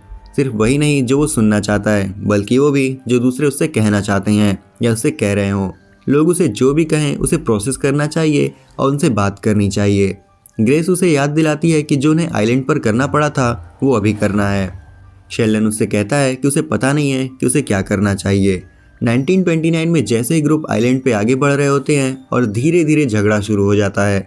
वो जितना आगे बढ़ते हैं उतना ही अजीब एनोमलीज मिलते हैं, जिसमें शेल्डन के भी देखे हुए ग्लिफ्स भी शामिल होते हैं। जल्द ही उन्हें ये समझ आता है कि ये जर्नी कितनी लंबी होगी और वॉल्टर और रिचर्ड फैसला करते हैं कि बहुत हो गया और अब उन्हें वापस जाना चाहिए, लेकिन आइलैंड उन्हें जाने नहीं देता। वो आइलैंड किसी को भी वहाँ से जाने नहीं देता। हम देखते हैं कि अचानक से वहाँ पे कई सारे पेड़ उठने लगते हैं, जैसे कि वो उन्हें जाने से रोक रहे हो। प्रेजेंट में पेट्रा सैमसन फार्म पर ब्रेंडन को मिलने जाती है। उसने ब्रेंडन को बताया कि उसे यूनियन छोड़ना है। जेना की डेथ और यूनियन के ओल्ड मेंबर्स के फ्रैक्चर्ड होने के कारण पेट्रा को इससे एक साथ रखने में प्रॉब्लम्स हो रही हैं। उसने ब्रेंडन से बताया कि अब उसे कोड पे यकीन नहीं है, ज़रा भी नहीं। ब्रेंडन उसे अवॉइड करता है कि अगर वो चली गई तो दूसरे भी उसके पीछे चलेंगे और यूनियन को एक साथ रहना चाहिए। उसने अपने खुद के डाउट्स के बारे में भी उससे बात की और अपने फादर की टीचिंग्स को याद किया। कैसे कोड उनकी लाइफ को ईजी बनाने के लिए नहीं है, लेकिन उनकी जॉब उन्हें आसान तरीके से निकलने का मौका नहीं देती। एपिसोड फिर से 1929 में शिफ्ट होता है। वॉल्टर और जॉर्ज की बहस बढ़ रही है, जिससे शेल्डन के विजन्स वर्स होते जा रहे थे।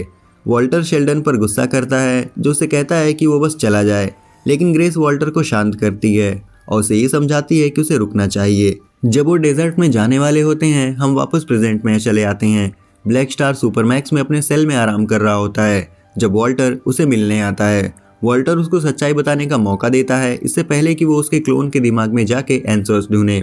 वॉल्टर उससे जॉर्ज के बारे में और उसके साथ कांटेक्ट में होने के बारे में ओपन होने के लिए कहता है, लेकिन ब्लैक स्टार से उसे कोई आंसर नहीं मिलता। ब्लैक स्टार ये भी कहता है कि जॉर्ज को पता था कि कोड शेल्डन का तरीका था उन्हें कंट्रोल करने का। जॉर्ज से कंपेयर होने पर वॉल्टर भड़क जाता है, जो कि ब्लैक स्टार को नियरली मार देता है। 1929 में हम शेल्डन और उसकी टीम को देखते हैं, जो कि आखिर में डिजर्ट से गुजर जाते हैं, लेकिन उन्हें और आगे जाना होता है। ग्रेस पूछती है कि उसके फादर ने शेल्डन को वॉल्टर के बजाय क्यों चुना, जो ग्रुप में और बहस शुरू करा देता है। जॉर्ज इस बार को ज़्यादा ही बढ़ाई ले जाता है, जिसके बाद वॉल्टर ग्रुप से आगे चला जाता है। घंटों तक चलने के बाद फिड ग्रुप से पूछता है कि अगर उन्हें मौका मिले तो वो लास्ट टाइम फिर से किससे मिलना चाहते हैं। फिड्स अपनी दादी से मिलना चाहेगा, जॉर्ज अपनी माँ को चुनता है, ग्रेस अपने अंकल से मिलना चाहती है और रिचर्ड एक डॉक्टर को याद करता है जो उसके साथ शिप पे था। बट वॉल्टर किसी से मिलने में इंटरेस्ट नहीं दिखाता। वो ये सोचता है कि उन्हें पास्ट में नहीं रहना चाहिए, उन्हें आगे की सोचना चाहिए और आगे बढ़ना चाहिए। शेल्डन कुछ कहने ही वाला होता है कि तभी एक सैंड स्टॉर्म आ जाता है और ग्रुप को घेर लेता है, जहां हम देखते हैं कि वो एक साथ वर्क करके ही उस सैंड स्टॉर्म से निकल पाते हैं। प्रेजेंट में राइको यूनियन हेडक्वार्टर्स पहुंचती है और वॉल्टर उसे धमकी देता है कि कुछ भी मजाक ना करे और बस अपना काम करे। अब ये वो फैमिली रियूनियन नहीं था जैसा कि हमने सोचा था। खैर, आइलैंड पर ग्रुप सैंड स्टॉर्म खत्म होने पर खुद को एक दूसरे नाइटमेयर के सामने पाते हैं। जब वो लोग पहाड़ों के किनारे पे चल रहे होते हैं तो फिर से उनमें बहस शुरू हो जाती है, जहां वॉल्टर शेल्डन को अपने फादर की डेथ का दोषी मानता है, क्योंकि अगर वो लोग वॉल्टर का कहना मानते तो सब ठीक होता, लेकिन शेल्डन कभी सुनता ही नहीं। हम फिर से प्रेजेंट में आते हैं जब ग्रुप क्लोन के ब्रेन में घुसने के लिए तैयार होता है। शेल्डन एक और बार वॉल्टर को मना करने का ट्राई करता है, लेकिन वो नहीं हिलता। पेट्रा और फेड्स मिल के क्लोन के ब्रेन को रिवाइव करने की कोशिश करते हैं। 1929 में ग्रुप फाइनली आइलैंड के सेंटर तक पहुंचते हैं, जहां उन्हें अलग अलग सेंचुरीज के ग्रुप की बॉडीज मिलती हैं। वॉल्टर को रियलाइज होता है कि एक डेड एंड है और ये सब खत्म हो चुका है और वो कहीं नहीं जा सकते। ग्रुप भागने की कोशिश करता है, लेकिन उनके चारों तरफ के वॉल्स एंट्रेंस को बंद कर देती हैं।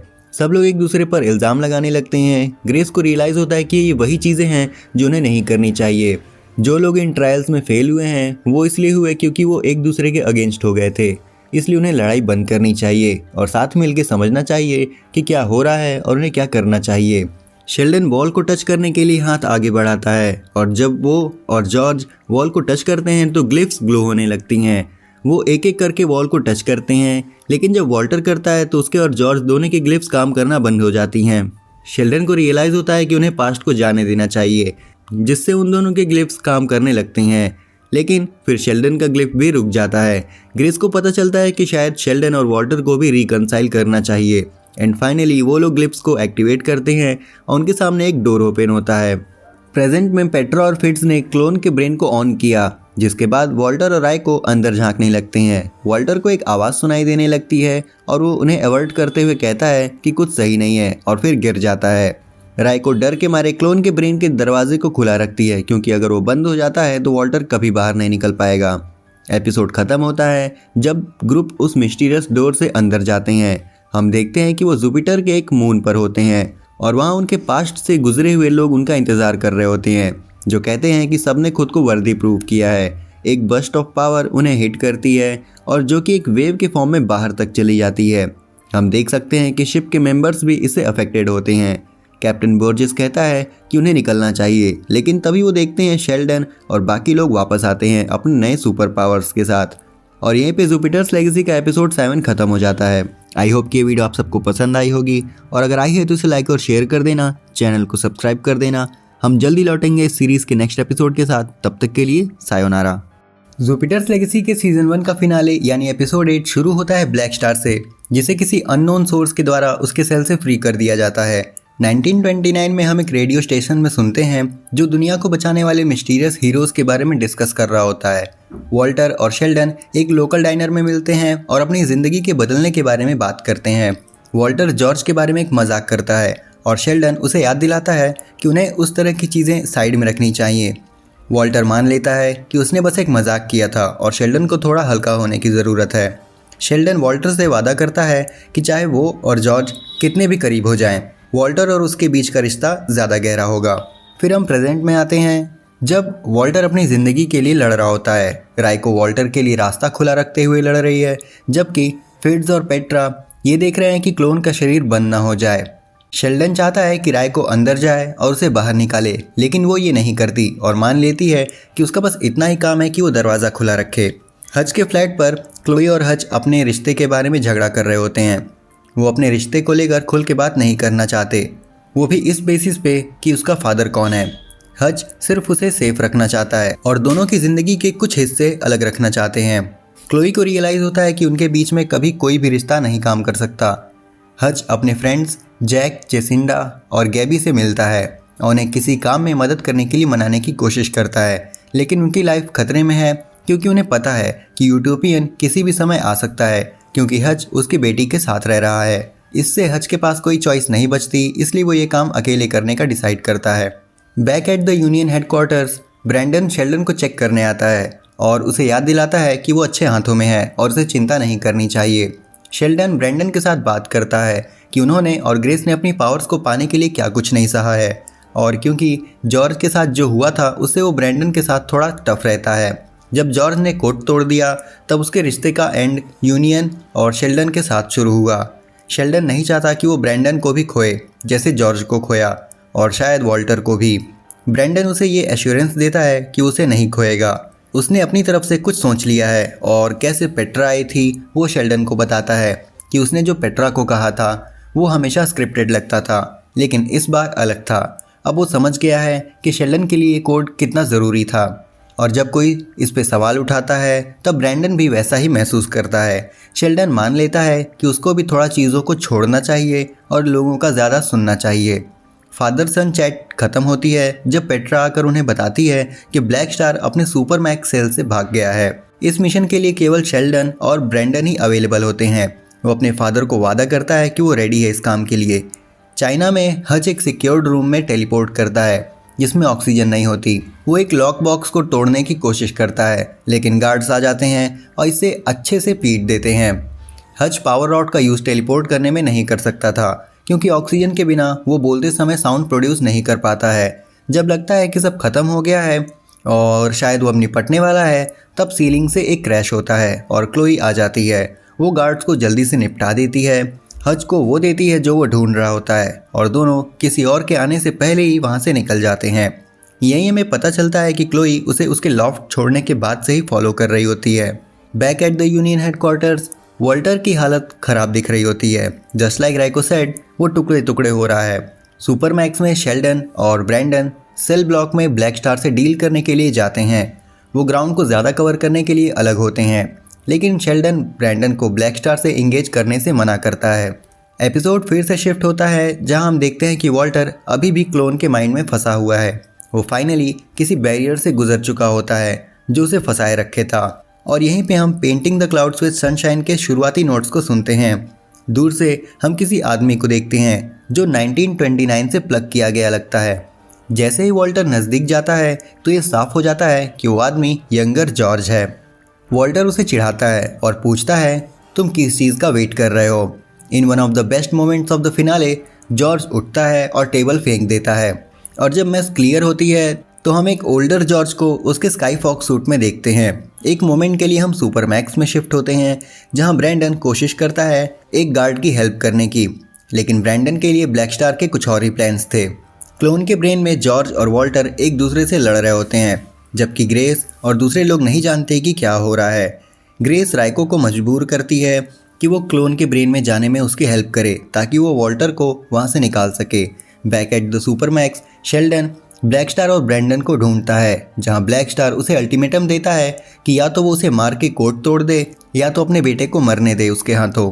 अगले सीन में हम देखते हैं कि जॉर्ज वॉल्टर को छेड़ रहा होता है जब वो उस पर मेंटल एस किकिंग अनलीश करता है।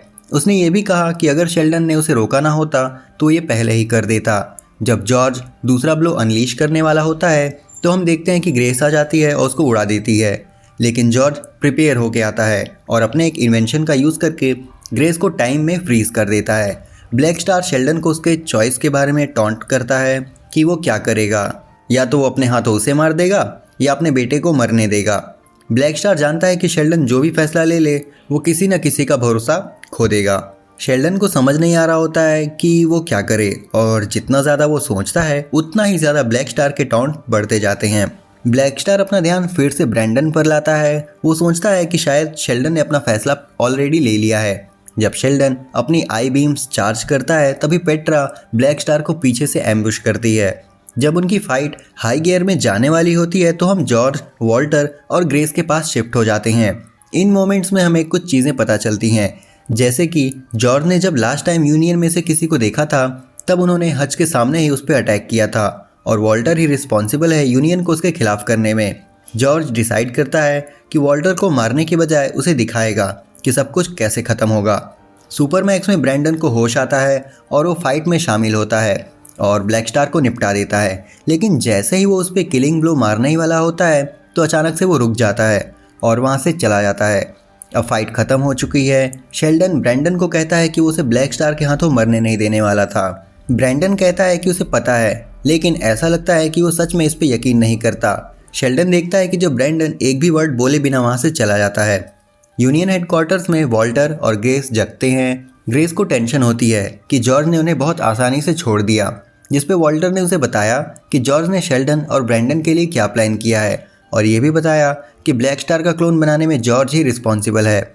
हज के लॉफ्ट में हम देखते हैं कि उसने क्लोई को दिखाया कि वो अब तक क्या काम कर रहा था। And while the machine is strong enough to take down the world's mightiest hero, he is going to use it to find his father. Scene shift होता है 1929 में, जहां हम देखते हैं कि यूनियन के फाउंडिंग मेंबर्स अपने नए हेडक्वार्टर्स पर पहुंचते हैं। हम देखते हैं रिचर्ड एक पावर रॉड के साथ टेलीपोर्टिंग करते हुए, जो कि सेम वैसा ही है जैसा कि हज के पास है। जब सब सेटल्ड हो जाते हैं, हंसी मजाक ख़त्म हो जाता है, तब शेल्डन अपना कोड सबको समझा देता है कि ना तो वो गवर्न करेंगे और ना ही किसी को मारेंगे, और यहीं से इनके कोड की शुरुआत हुई थी। जुपिटर्स लेगेसी के सीजन फिनाले के लास्ट फ्यू मिनट्स में एक प्लॉट ट्विस्ट आता है जो कि सबको हैरान कर देता है, और ये चीज़ किसी ने सोची भी नहीं होगी। राइको को पता चलता है कि वो जॉर्ज नहीं था जिसने एक क्लोन बना के यूनियन के पीछे भेजा था, बल्कि ये सब वॉल्टर ने किया था। जी हाँ, उसने असली ब्लैक स्टार को भी सेल से बाहर निकालने में हेल्प की थी जब वो उससे मिलने गया था। ये एक तरीका था शेल्डन और ब्रैंडन के बीच दरार डालने का। जब चीज़ें अनस्टेबल हो जाएंगी तब वॉल्टर यूनियन पे कब्जा करेगा और अपने हिसाब से चलाएगा उसे। राइको ज़्यादा पैसे मांगती है अपना मुंह बंद रखने के लिए, लेकिन वॉल्टर को राइको का मर जाना ज़्यादा सेफर ऑप्शन लगता है। इसको और इम्पैक्टफुल बनाता है जब वॉल्टर राइको के साथ ये बात करता है, तब हम उसको शेल्डन के साथ बात करते हुए देखते हैं जो उसे उसकी मदद करने के लिए कहता है। शेल्डन को फिक्र होती है कि वो ब्रैंडन को खो रहा है जैसे क्लोई को खो चुका है। यहाँ वॉल्टर अपने भाई की मदद के लिए राज़ी हो जाता है, हालांकि हमें पता है कि वो स्टार्टिंग से ही उससे झूठ बोल रहा था। दूसरी तरफ हम देखते हैं कि वॉल्टर अपनी ही बेटी राइको को जान से मार देता है। और इसी के साथ जुपिटर्स लेगेसी के सीज़न 1 का फिनाले यानी कि एपिसोड 8 ख़त्म हो जाता है। आई होप कि ये वीडियो आप सबको पसंद आई होगी, और अगर आई है तो उसे लाइक और शेयर कर देना, चैनल को सब्सक्राइब कर देना। हम जल्दी लौटेंगे ऐसे ही और भी कई सारे इंटरेस्टिंग वीडियोस के साथ। तब तक के लिए सायोनारा।